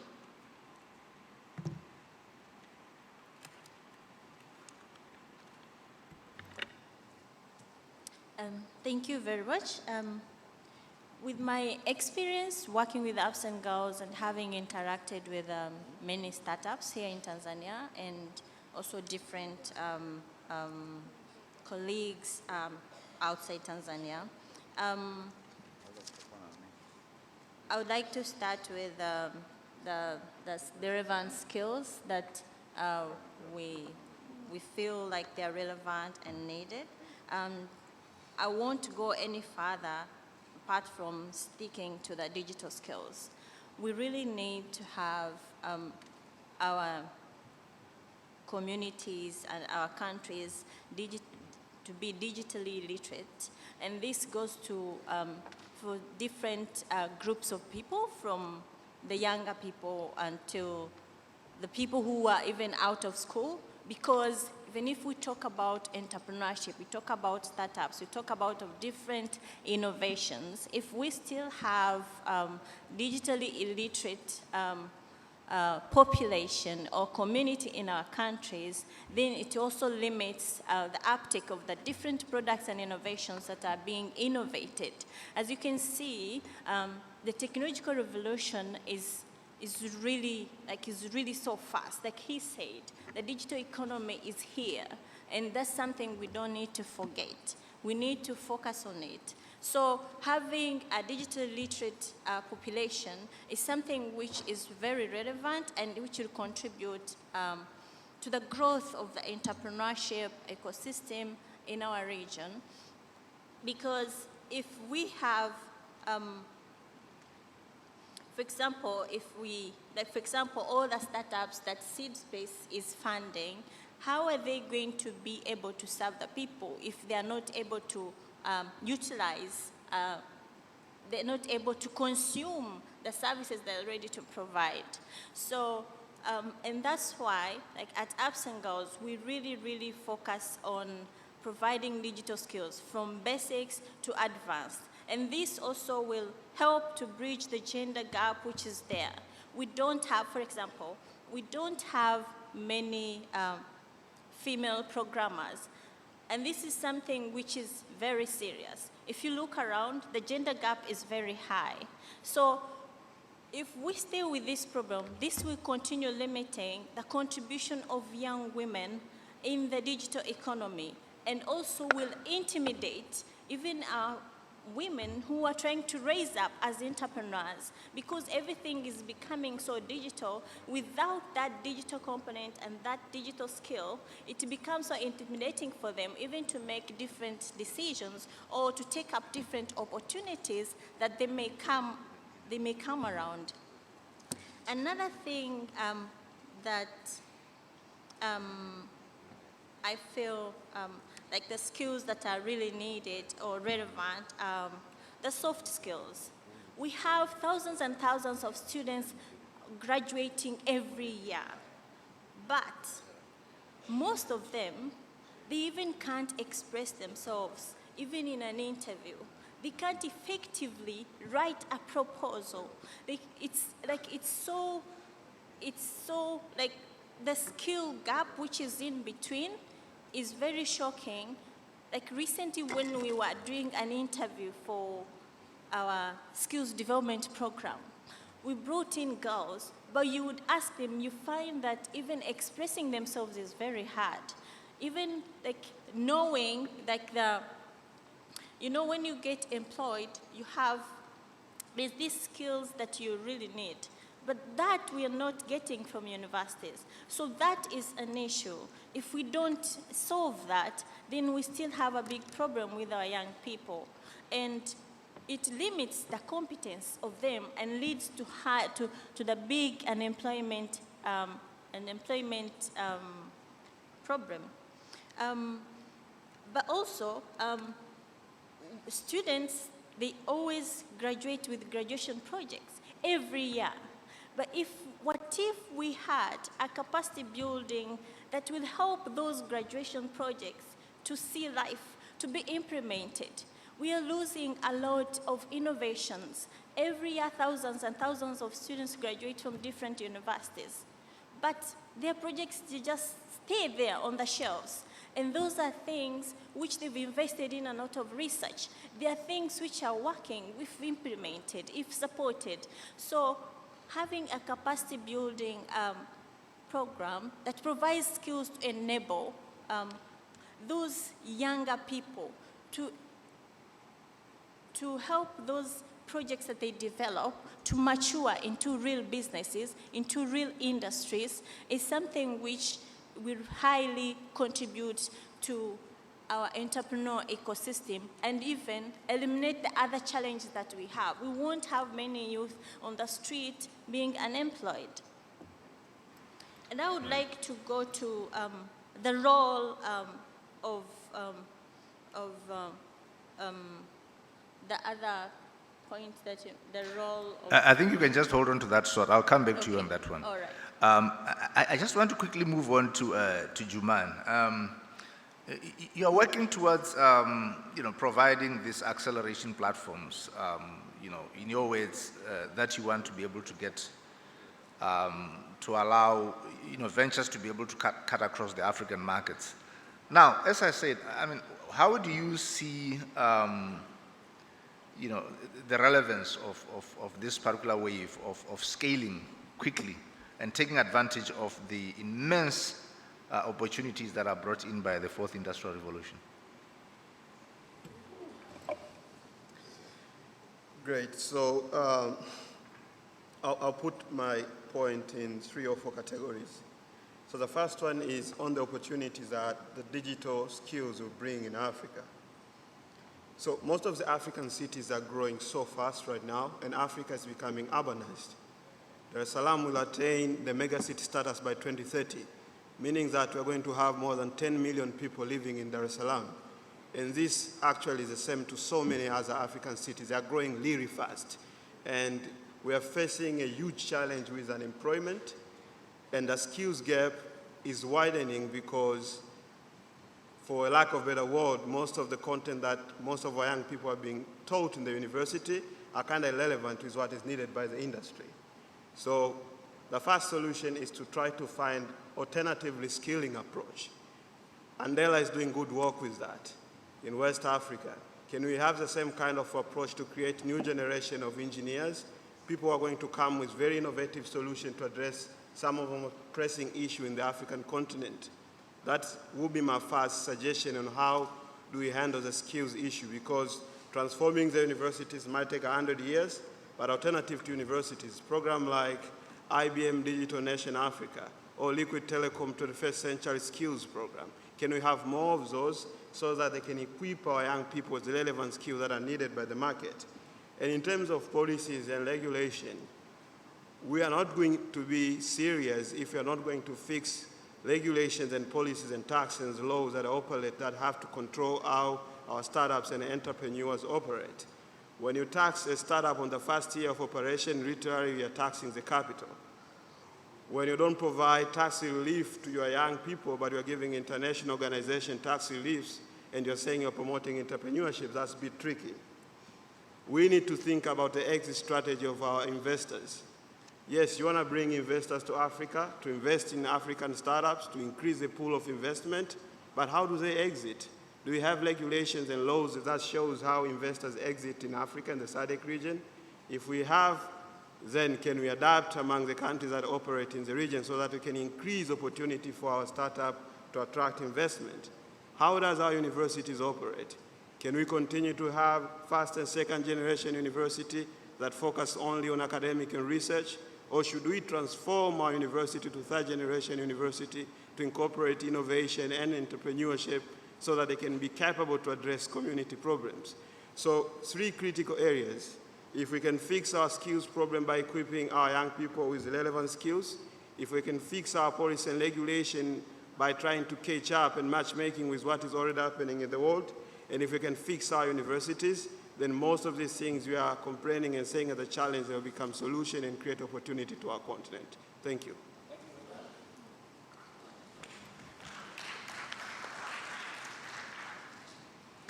Right, I'll quickly move on to Catherine. In terms of your interventions under Pamoja Enterprises, and still really speaking to the same aspects, what is your reflection? So I think for me, one of the things that's been really critical is not working in a silo.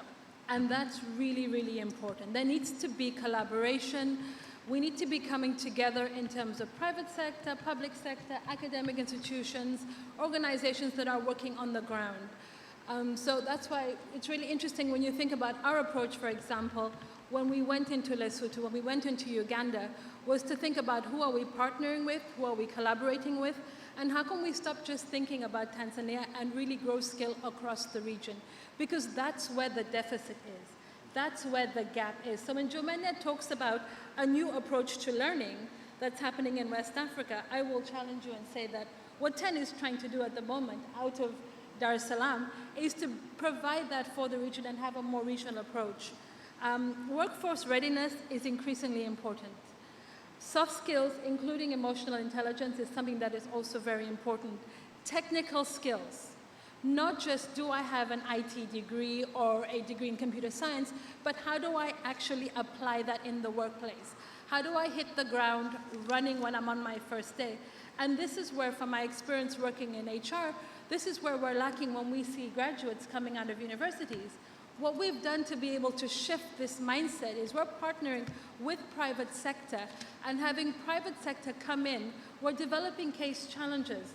So every time we're teaching a concept, every time we're talking about network engineering or ethical hacking, we have industry experts coming in as mentors. Our approach is a learning by doing approach, but also a self-learning approach. We provide tools, we provide the environment, we provide the expertise. We allow people to germinate. So in terms of what I would like to see is more collaboration. More collaboration in terms of mindset change, more collaboration in terms of sharing of pedagogy, sharing of curriculum, really having private sector and public sector feed into learning models. Because it's not enough to say that I will look at a networking system from my textbook. When I step into the workplace, I don't know what to do. And then we're picking up the phone and we're calling somebody in Europe and saying, tech support, what do we do? When we have that capital on this continent, we have that talent here. So in a collaborative way and intentionally. So it's not just about saying how many network engineers can we grow, but are we being inclusive? Are we providing for women?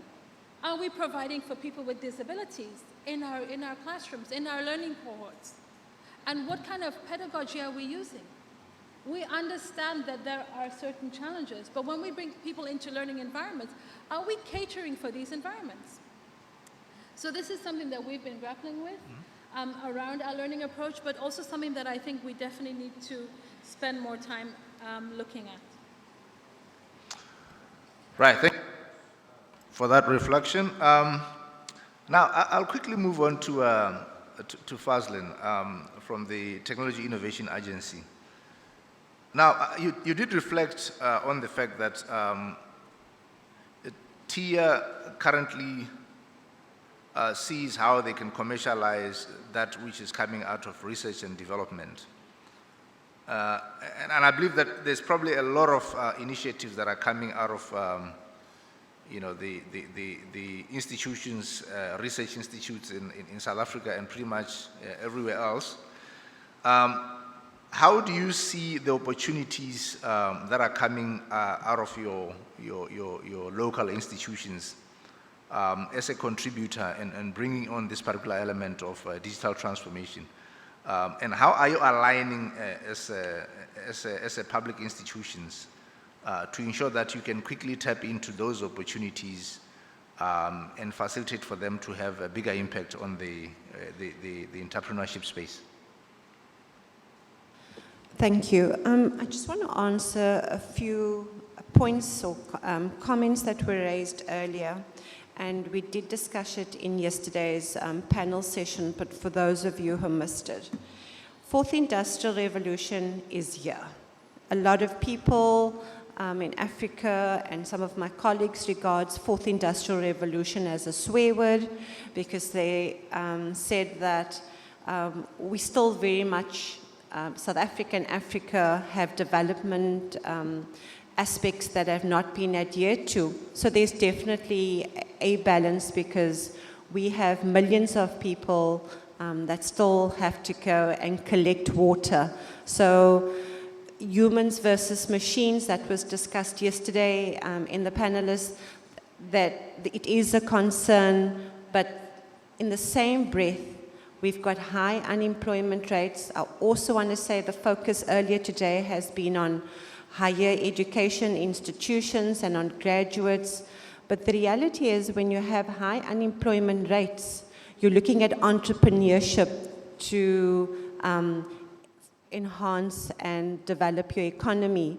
And so you need to have a balance between your graduates and then the ones that are school leavers and opportunities to them. So I just wanted to put that into context, and we focus on both. What was also discussed yesterday is that higher education institutions are doing a lot of research, but it comes back to data as well as the relevance of that research to translate it into commercially viable products. So in South Africa last week, one of our institutions that deals with research is called the National Research Foundation. And historically, their focus have been to get PhD graduates to previously disadvantaged individuals in South Africa, and then also to focus on women. And that's been good. But when we look at South Africa as a whole, sustainability going forward, the move is now where we actually got to do research or relevant research that is required to improve South Africa, and research that is required. So data is very, very critical. When we work with our higher education institutions, we've got lots of programs. We've got seed fund programs that we're involved with. We've got what we call the technology station platforms. So there's lots of initiatives, and they will have certain key themes, some of those institutions that they're working on. But the reality is, when you look at research, the way it's done, and not looking at what the market requires, those translations are taking much longer, require much more capital, and we've learned from there. And I just want to reiterate again, I had a discussion this morning with Flora, and she was saying that, you know, we always complain, or entrepreneurs always complain lack of funding. There are tons of funding available, but the challenge is, and I could hear it this morning, we have amazing programs not only in Tanzania, but even in South Africa, but we're just not getting that message through to our entrepreneurs as to what is available and how they can access it. So that is something we can all take as a lesson as funders to better communicate to the broader public. But as previous speakers have mentioned, funding is not everything. It's the mentorship, it's incubation, assistance with commercialization, or skills, IP skills, if it's required. Thank you. Thank you very much for that response. I think it squarely talks to some of the issues that I think also the participants here will then get to reflect on. I just want also to move to Mr. Salum Ara, the SSC Capital. Often we talk about fintech, we talk about you know, how development of payment gateways will have a big impact in terms of the whole funding space. What is your reflection, and what relevance does it have on our entrepreneurship space here in the SADC region? I think I'll join hands with the last speaker. When it comes to funding, actually availability of funds is not an issue. We need to dissect this concept of access to finance. So we need to look at it from the supply side and from the demand side. So if you look at it from the supply side, there's plenty of money. But when you look at it from the demand side, that's when the problems start rising. So whether it's fintech, whether it's ag tech, whatever tech that you have, if it's not investor ready, there will be no money coming into the region. And that's the main challenge that we see now. So I think much more efforts needed to put on the demand side in terms of initiatives such as accelerators or the hubs that people are trying to put up to make sure that we have more companies that can attract this type of funding. I was just reading this article yesterday about fintech. So out of 500 fintech applications which were done, I think, last year, only 50 that took the money. So it's only 10% of the people who apply for money get the money. And the ratio now, actually this is global, of funding which is available and the people who access this funding is a ratio of 1 to 10. Actually, it's less than 1 to 10. So you have 10 people applying for funding, only one gets the money. So I think if you ask me, I don't see any big challenge when it comes to money. But the challenge is how do we address the gaps that we have in companies that are trying to raise money. You could hear even from some of the questions, if someone has an idea and wants to go into the market to raise money, then it doesn't work because nobody will invest in an idea. People invest in companies, people invest in businesses. So we need to have mechanisms and support to turn these great ideas of entrepreneurs into real business that will be invest ready. But not only that, I think we also need to understand technology with its core and what problem are we solving. Because some people think technology is just about building apps and building apps. It's not about building apps. It's about solving key problems that we see on a day-to-day basis. Just look at Africa, for instance, when it comes to food. The import bill in Africa now is close to $40 billion. But the continent has 60% of all arable land globally. So how are you using technology to increase productivity in the farms? How are you using technology to de-risk agriculture that could attract more funding? It's only 5% of all banking in Africa that goes to agriculture. So we need to address much on the demand side and less on the supply side because there's a trend of money. And you know, money, just like any other investment, if they don't find opportunities in Africa, that money will go some other continent. And that's the fact that we see now happening globally. Right, thank you very much. Thank you for that spot-on intervention. Now, we don't have much time left, and we are going to go on, ladies and gentlemen, I think pretty much just before 12 o'clock. And at that time, I think I'll have allowed for us to also have some reflections from the floor. At this stage, as I said, this session is pretty much talking about a perspective that is informed mainly by the Southern Africa Innovation Support Program, which is a program that has been implemented over specific timelines. And already, we're already picking up some of the impacts that it's already having in terms of impacting or facilitating the development of this innovation ecosystem in the region. Now, in your own words, and I want you to reflect on that one very quickly because it lends a lot of relevance. SAIS, in partnership with a whole lot of other speakers that have been speaking before, with the likes of SeedStars, with all other innovation integrators, have been in this journey of facilitating for that, including supporting specific projects, interventions, which in my view are currently developing to become working prototypes that have got an opportunity to be further developed in terms of processes, in terms of key innovations that will have impact on our society. So what is your view in terms of what has to be done, either at national level or at regional level, in terms of continuing to address this particular gap that is provided by interventions such as the Southern Africa Innovation Program, in closing those gaps? What is your perspective in terms of what the private sector and government and all the other key players in each ecosystem need to be able to do in order to ensure that there's continuity, in order to ensure that beyond such interventions, it's not a dead end. We don't have everything sort of crumbling behind. Because there's a requirement for, somebody said funding is not important, but in my view, this particular kind of interventions, they need some level of sustainability. We need to know if there's been investment of, say, 5 million euros into specific projects and specific interventions that are currently ongoing on capacity building, on institutional capacity.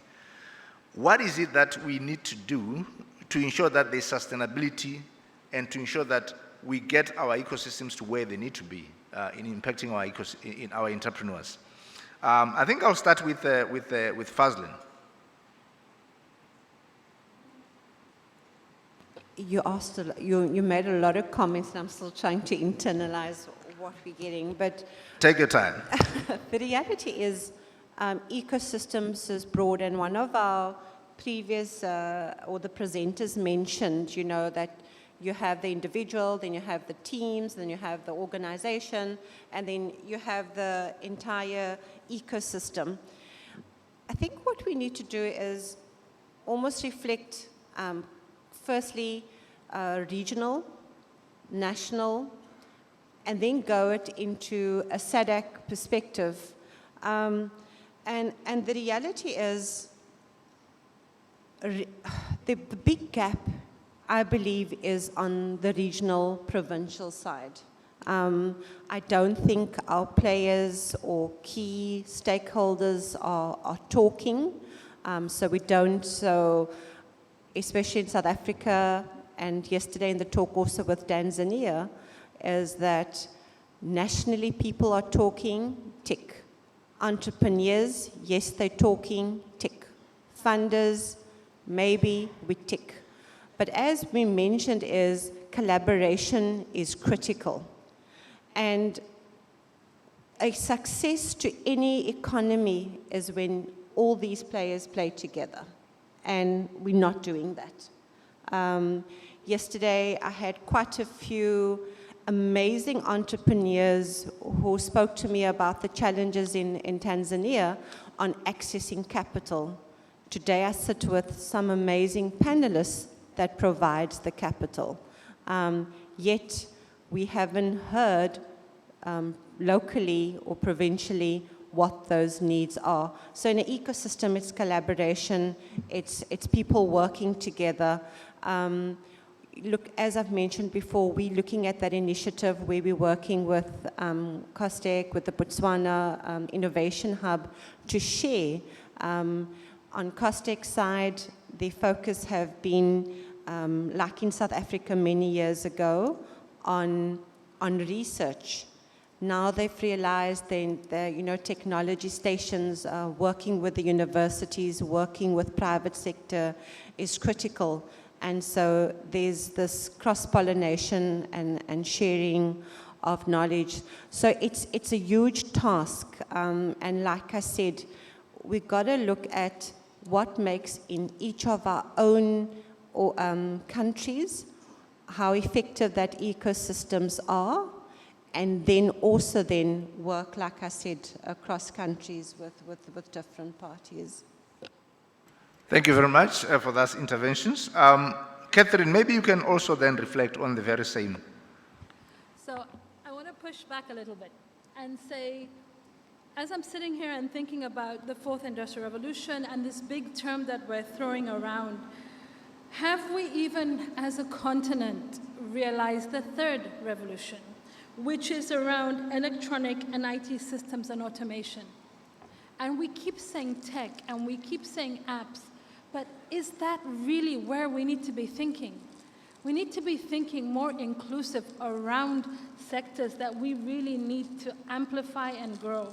And so for me, I'm thinking what we need is almost a merging of the third and the fourth revolution, and to call it the African Industrial Revolution. Because that is ownership for us. That is the reality of what we're looking at, and why we're constantly saying tech is we're forgetting other sectors like Salom talked about, like agriculture, like transport, like logistics, like construction, where solutions are not going to be entirely IT and tech enabled, but where the skill set and the thinking that we need to change, the human capital capacity that we need, that's where it's going to be critical. So to answer your question around closing the gap and in building ecosystems, from experience in building what is now the innovation ecosystem and startup ecosystem of Tanzania, it's trust. I think that's something we forget sometimes is trust is extremely important in building inclusive ecosystems, and listening. Are we listening to the right people? And are we listening to hear, or are we just listening to have a response? So adding to, just building on what Faslin shared, I think trust and listening are two really critical things that we need to think about when we're looking to build this really vibrant what I'm going to call now the African industrialization ecosystem, which I've now merged the third and the fourth. Thank you very much. Your reflection on that, Juman? Yeah, so I think to me, beyond collaboration, we need to create a pipeline of value. There's a lot of intervention, but also there's a lot of duplication. We really need to look on what is missing so that we can add value. I've been telling this to most of the people that we work together in the Tanzania innovation ecosystem. You might have heard about a concept called Silicon Da. We'll be giving you a tour on Friday for those who want to know about the Tanzania innovation ecosystem. The idea is to find your place in the ecosystem where you can do your work and add value, not create chaos. If you are an innovation space, then create innovators that can be incubated and accelerated, so that an accelerator and an incubator can have the right people to incubate and accelerate. If you're a policymaker, then do research. What are the policies and regulations that can create a conducive environment for these entrepreneurs to succeed? If a university, then try to assess what are the relevant skills that are needed by the market so that Innovation Hub doesn't have to train people on skills, instead help them get investment. So if everyone in the pipeline of value can understand what they're supposed to do, then you can have efficient and productive collaboration and then not duplicate of effort. What's happening right now, most of the innovation hubs are becoming investment institutions, they're becoming universities, they're becoming policymakers, they're becoming everything. So we cannot move if hubs are becoming everything. Yes, we have more than 600 plus innovation hubs across the African continent, but their work is to create the next generation of entrepreneurs, not to make policies and regulations. So please help us with that. So I think that is very important. Another important thing is localization of the concept.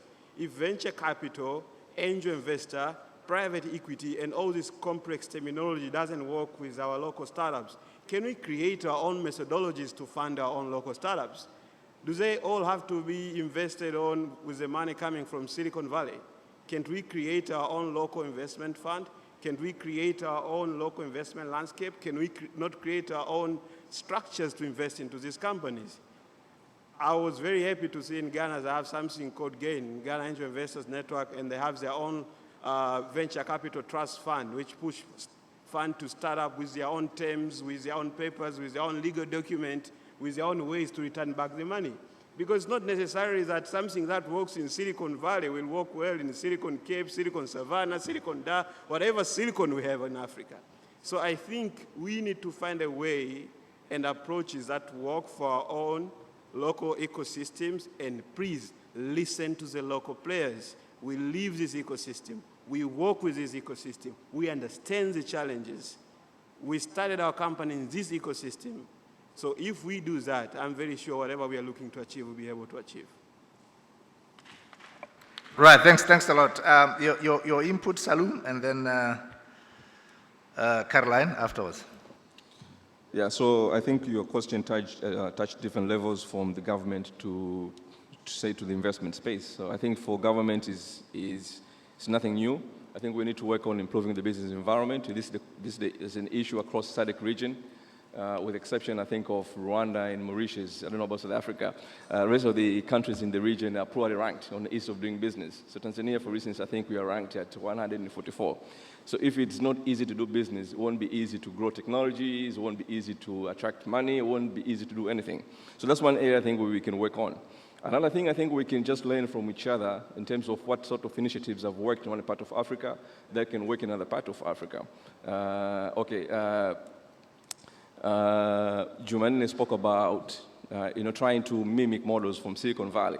But in Africa, I think we have initiatives already which are working that we can learn from each other. So he mentioned about the Startup Act in Tunisia, which exempts startups from paying taxes for 8 years. Actually, a startup founder is also given a 12-month work vacation without losing their job to go and start.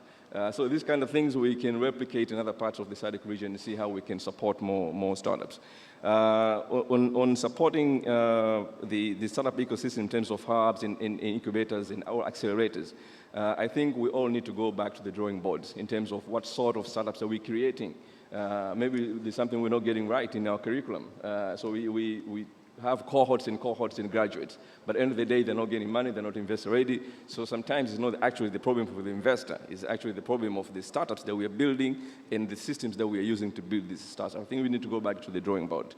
And we need to learn from each other. I think Tanzania has more than 40 hubs, Kenya 100, South Africa 100. I don't know how we talk to each other, how often do we talk to each other to see what can we learn from what other people are doing. When it comes to funding, yes, I agree that we don't have to attract funding from San Francisco, funding from London.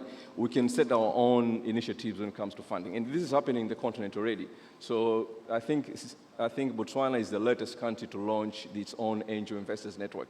So we're already doing this across the continent. Each African country now is launching their own angel investors network. And this is local capital, because the members of the network are local, are nationals, who provide some of their money to support startups to grow and unlock all this potential that we have. So I think we're already doing that.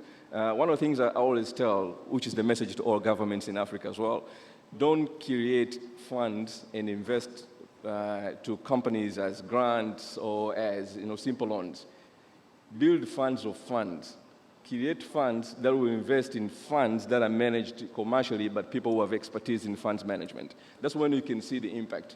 But if you want the government to support startup directly, that's where we start seeing all these kind of schemes which are not sustainable and which cannot really make the impact that we want to see as a continent. The last thing that I want to touch on is you spoke of collaboration. Stock markets have been hugely underutilized as a platform to raise money. And we have very small stock markets in Africa. But if we were to converge all these stock markets and have all these permissibility across the region, we can attract more money through the stock markets. I think SADC is working on something around the area. Just give you a simple example. All the stock markets in Africa, total market capitalization is less than 1% of all stock markets globally. And everybody's going to all these markets to raise money. So if we can collaborate as a continent at that level, I think we can provide more avenues for companies to raise money, not just from angel investors, not just from private equity, not just from banks. We can have multiple sources where people can raise money, and I think we can lock everything that we want to do as a continent. Thank you. Thank you very much. Your last words,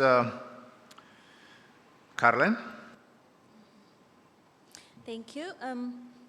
I would like to supplement on the financial conversation that's been going on about funding. I think we really need an inclusive financing system, which is not limiting to age, because there are many young people who have very innovative ideas and they can't get funding because of their age. And then currently, we have very few financiers who are willing to give money to just ideas. We have very many graduates who graduate, they have different amazing projects, but because they don't have collateral, they don't have anything, they don't have a pilot, they even don't have an office, it becomes difficult for them to get funding. And that one staggers around. It makes the growth of that startup to be very slow. And at a certain point, it makes those young people, I've seen many people even give up because they can't access the fast, simple investment to help them take a step, even pilot. So if we have an inclusive financing system which accommodates all stages of business development and without limiting age, even language, because not everyone knows English to fill out that application and all that, and I support Jumane's. If we could come up with our local financing system with our own rules and all that, with the support from banks and other financiers, I think that's something which can really help our entrepreneurs really grow. And another thing is that we need a regional network, from national network to regional network, whereby, because right now I might be here, but I don't know what someone in Iringa is doing. There are many people who are building things around this country and around this region. And for us to be able to collaborate and effectively and successfully collaborate, we need to be connected. But that's something we don't have. We are not connected. I don't know many people who are, I don't know people who are in Zambia building different things. I have not seen products made in Zambia here. But if it was a possibility of getting that online or getting that in a network, that would foster even intertrade amongst other countries and also would foster easy collaboration, because I know CR is here in Tanzania, she's doing ABCD, and I'm in Zambia, I'm doing ABCD. Then we are able to collaborate if we know each other. But we don't know each other right now. So it's something very important that we really need to look at from national level even to regional level. Thank you. Thank you. Thank you very much. I think those were very specific and unique contributions. I would like you to give our panelists a big round of applause. Now, in order for us to round it out nicely, now opening up to the floor, I would take about 2 rounds of questions. Specifically to ensure that, we make a holistic input, and that whatever it is that we walk out of here as part of the resolutions is essentially adding value into our journey on this entrepreneurship space, in as far as how does it eventually have an impact on the roadmap that has been put before us on the SADC industrialization plan. So the floor is open, and I'll take the first question from the gentleman right over there. Thank you so much. My name is Uli Klin, Southern Africa Trust. Thank you. First of all, thanks to the panelists and also to the speakers. Very, very interesting, and you have all solutions rather than problems, which I really appreciate. You all talked about collaboration and not working in silos. Can I have an idea and perhaps even provoke you a bit and say, why don't you 8, 9 people who are on the panel just exchange the business cards today and create a portal where you say, these are the solutions on the ICT. Yesterday, we had Irene Kitiva from Tanzania speaking about ICT solutions. In the SME sessions, there were people also from TIA. Why don't you start the whole movement, sorry that I put work on your desk, and create a network, and then we can go to Zambia and other countries and say, this is the offer. Because what I fear is a discussion that in South Africa, where I live, we have a gazillion of SME developers. They don't work together. We said that yesterday. Don't make the same mistake, because I see the same thing happening now. Everybody comes with an ICT solution, and you say we want to work together with private sector and government and all this. Can't you work together and start the movement? I would really appreciate it, because you have such fantastic ideas. And if you then carry that network to the regional level, the better. But at the moment, I see that you still work in silos, although you don't want it. Thank you. Thank you very much. I think that's an excellent intervention. Start putting what we say into action. I think that's really what they're saying. That we can say so much as much as we gather here, but it's really around us coming up with a framework that allows us to have some kind of tangible impacts through formation of very dedicated interventions. Next question.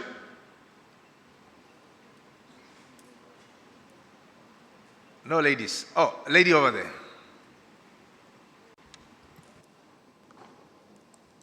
Trying to be gender balanced. Good morning. My name is Noelle. I happen to have been working in the ecosystem of young generation development empowerment in the area of entrepreneurship. And this will probably be my question. We speak a lot about entrepreneurship. We encourage a lot of university students to do entrepreneurship because of the challenge in the marketplace. But if you really undertake probably an assessment of what makes a person entrepreneur, is the character and the package of character that can make him succeed in the marketplace.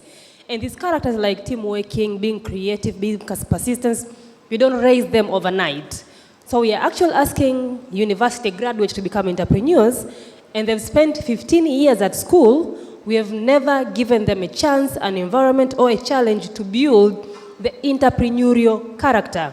And I feel this is where we're failing, because you might give out grants for 10 graduates with very good ideas, outstanding, amazing ideas. If you come to assess, maybe in 2 or 3 years, only 2 ideas survived, or maybe even a single idea survived, because if you look at them, the package of entrepreneurial character they needed to have to survive in the market, they don't have. And I'll give you a very good example in this country. This country has got an amazing framework of training entrepreneurs practically. I wish the NEEC were here, but it is not into action. So this will be my recommendation to SADC. If we really want to build entrepreneurs, and we are thinking of raising entrepreneurs, let's see what our kids are doing in primary school, in secondary school, in university. And when I come up with an idea in university, if you check my background and what I've been doing, you can be confident of giving me your money that I can do something on that idea. I see this is a gap. How much money is available will be something to be taken advantage of if I'm a very good entrepreneur. And this can come from our schools. Thank you. Thank you very much. Well appreciated. Next comments, question? The 2 gentlemen next to each other over there. Thank you. Please say your name and where you're from. Thank you, moderator. My name is Sylvester Kazi. I'm coming from Tanzania. Actually, I had almost the same idea with the last speaker, the lady, young lady over there. But I just an addition to that. First of all, I'm glad to see the presenters there. They are all youth. I mean, almost of them in their 30s and 40s, somewhere there. So they are energetic, and it's a good promise that in the future is going to be bright, but not only for them, but the young generation whom they're actually training. But in addition to the last remarks we just heard from the young lady, actually I was thinking that it is high time that now SADC sit together, because if we read the introduction here for this panel, we see that the Ministry of Health, of Education and COSTECH, they're all involved in into this. Now, the innovations, the good innovations which we've just heard of here, have now need to be linked with the existing industry. These people who have been trained to become entrepreneurs, they have to get the practical knowledge from the existing industry. But not only that, they have to get it from the early days of their training schools, which means our education curricula need to be reformed to start from the primary schools. You have you can call up a university graduate or a student in the university and ask him or her, what are you intending to become after your graduation? I'm sure very few of them will be able to answer that question, but it will depend on the chance which comes ahead. A few days here, we heard about one doctor who stood over there and said he professionally is a medical doctor, but he came to realize it was a wrong choice. He went into economics. So if this was done in the beginning, I think he wouldn't have lost his time to go into studying of medical, to become a medical doctor. So entrepreneurship should start actually from the primary schools and being linked at the higher levels with the existing industry for practical experience. Asante sana. Yeah, thanks. The gentleman next to you. Thank you very much. My name is Justin Olomi from Tanzania. Actually, I'm a university student. I have gentlemen here from HDIF, Datazetu, and SeedSpace. It's my first time hearing there are such organization in the country. First time. They have the money. I'm wondering, do the funders, don't they have problems that university students can solve? Because we want entrepreneurs from universities, But I think there are problems out there that entrepreneurs can solve. The funders can give out problems that these people can invest and they can be solved by university students. Because maybe some people don't know that they're entrepreneurs. Okay, they also spoke about collaboration. We have several ministries written down here, but I'm not sure there is any collaboration, because how universities operate and how these companies operate, it's totally different, very different. And I think these companies are somehow privileged for privileged people, because most of the people who I even saw interacting with these companies, most of them went to private schools. So how are these companies interacting with people who need the real help? People who are in government, even though who studied in government schools, even though they are very creative. Thank you very much.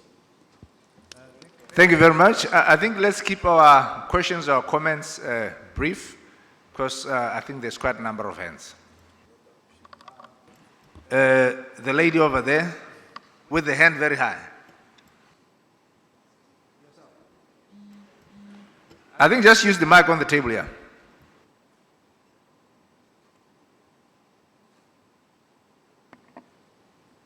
Nakushukuru, naomba nitaongea Kiswahili.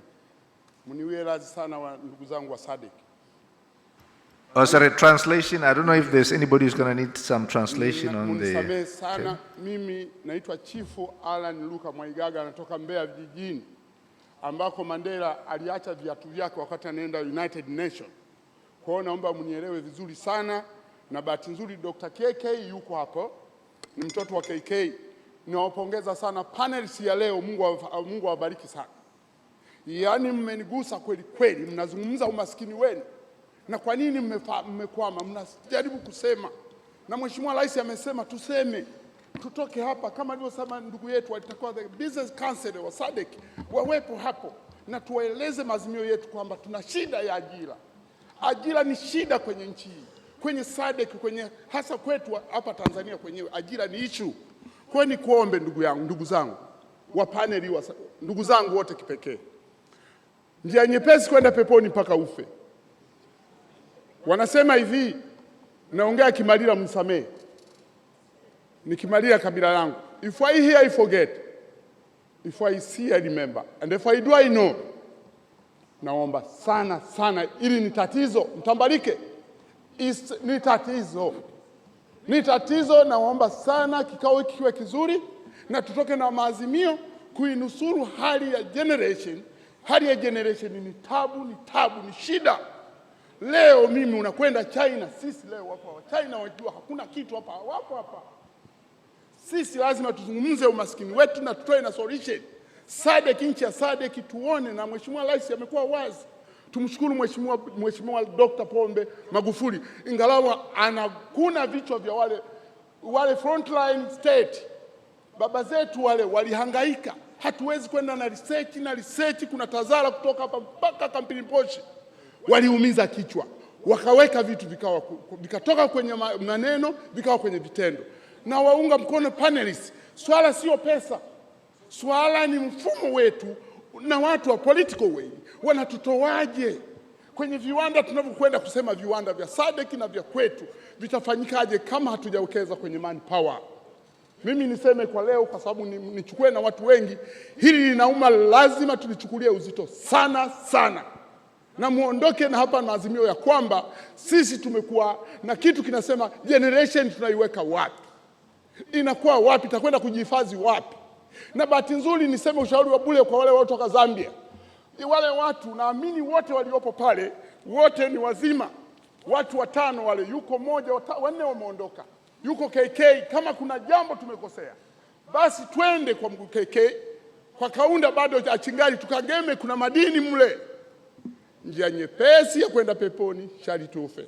Asanteni sana, asante kwa kunisikiliza. No, thank you very much for that intervention.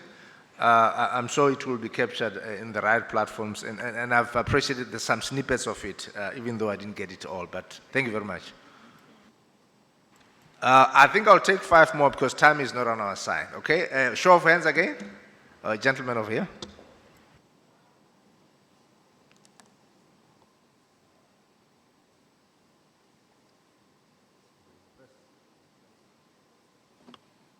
I think after that hard speech, I will start on a lighter note.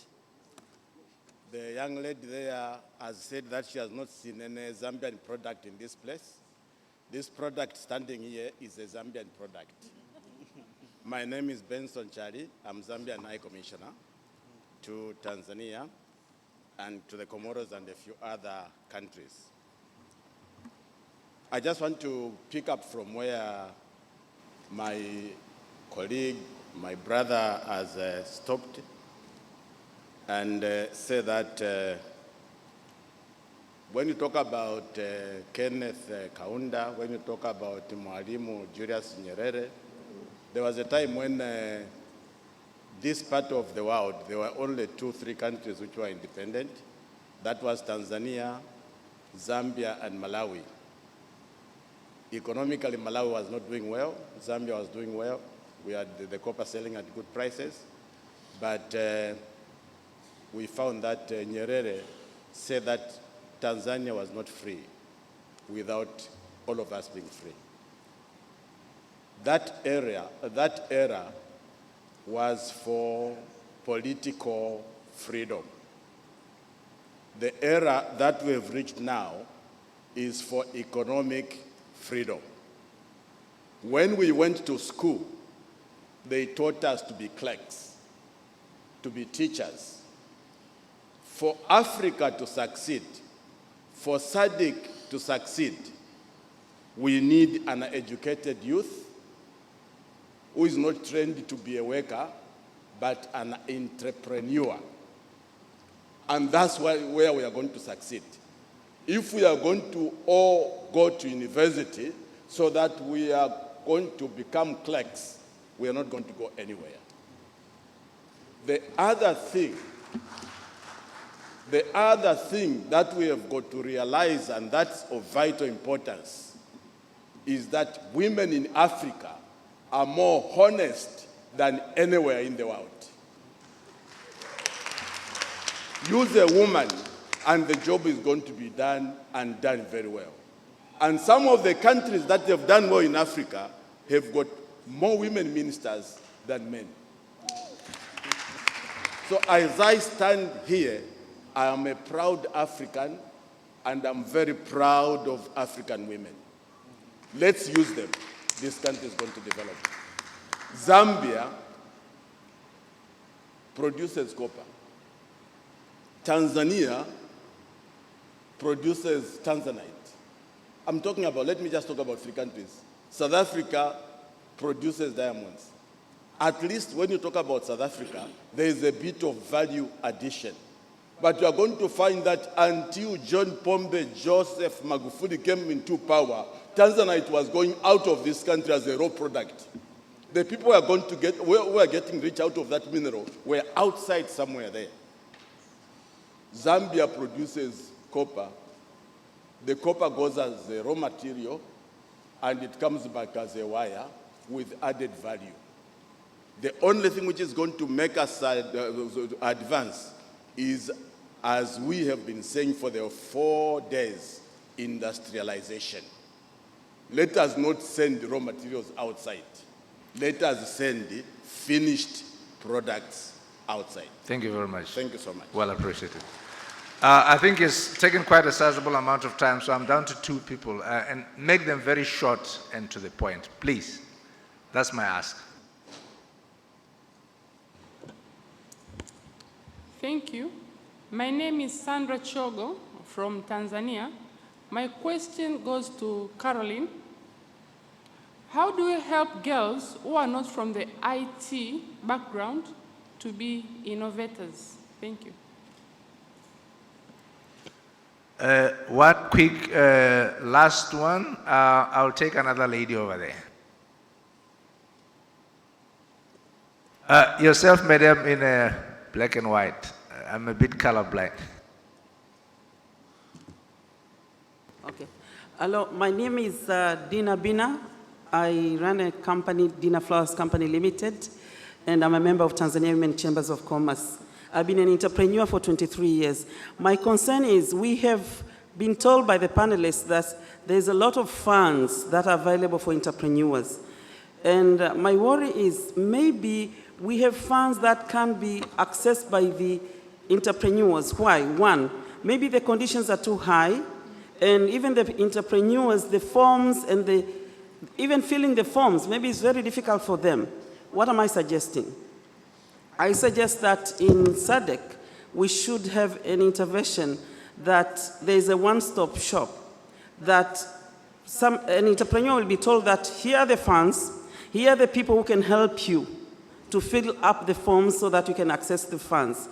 Can we start that so that we don't just be told that there's funds and we have entrepreneurs that can't access the funds? Thank you.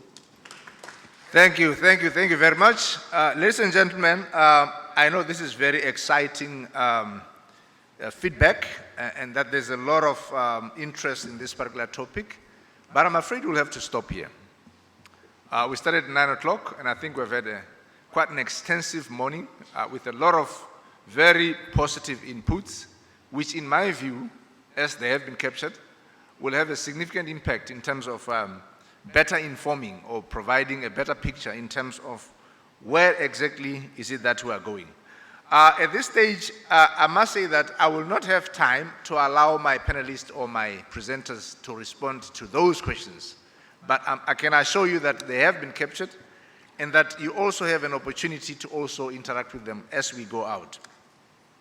But just as a way of reflection, where we started off from this morning, the subject of entrepreneurship and its relevance to the SADC's journey of industrialization. And I think there have been a very specific focus on looking at and appreciating the relevance of, first of all, data, and ensuring that we have data as a primary instrument. I think the first speaker, when they were speaking, they were basically talking to the fact that, you know, data is the modern day currency. Everybody that is wanting to be able to progress their entrepreneurship journey, to some extent will have to rely on data. It is a huge opportunity now for most of our entrepreneurs to tap into that data and turn it into products or into solutions that will eventually have an impact on some of our specific challenges in our communities. We have appreciated the specific interventions from a human capital development framework in Tanzania in terms of an innovation fund, which we have also appreciated that it's not only here in Tanzania, there's quite a number of these particular instruments, and they're addressing a specific gap. And I think the tailing end of it was that really, at this point in time, you'll find that we don't really have a problem of funding. It's really that we have to find the demand for where that funding needs to address. So it's really about finding the right challenges where the funding has to be channeled to. I think that is where the challenge is. We have appreciated a number of interventions, still from Tanzania, on key sectors of the economy, including health, including the water sector, including the education sector. And I think some of the highlights in terms of the learnings is that there's need for a strong ecosystem of innovation policy development. I think that is something that has been identified as still lacking, and that there's still need for us to put a lot of emphasis on building a strong science, technology, innovation base in terms of the human capital. The relevance of I would call it the multiple helix of the innovation ecosystem, being able to bring on the academic institutions, being able to bring on the industries, and ensuring that they can be able to capacitate and support that entrepreneurship culture across the board. I appreciate some of the questions that have been raised in terms of lack of information. I think there's need for more networking. If somebody who is sitting at a university says that, look, there are interventions, but I'm not hearing of them, I'm not familiar with them, it means that there's need for us to ensure that whatever communications that comes out about whatever interventions are there for the entrepreneurs, they cut across and they really cover the whole value chain That is starting at the idea stage all the way to the way now you can be able to get some level of investment into those initiatives. And I think across the board, the issue of data still comes in to say that in any other interventions that you go across in terms of the entrepreneurial journey, you will always have to know, based on the data, what it is that you need to be able to do next. There's a number of reflections that I also wanted to highlight. Yeah, there's need for us to invest in strengthening the data chains and allowing the innovators to take advantage of the data for solutions. I think I covered that.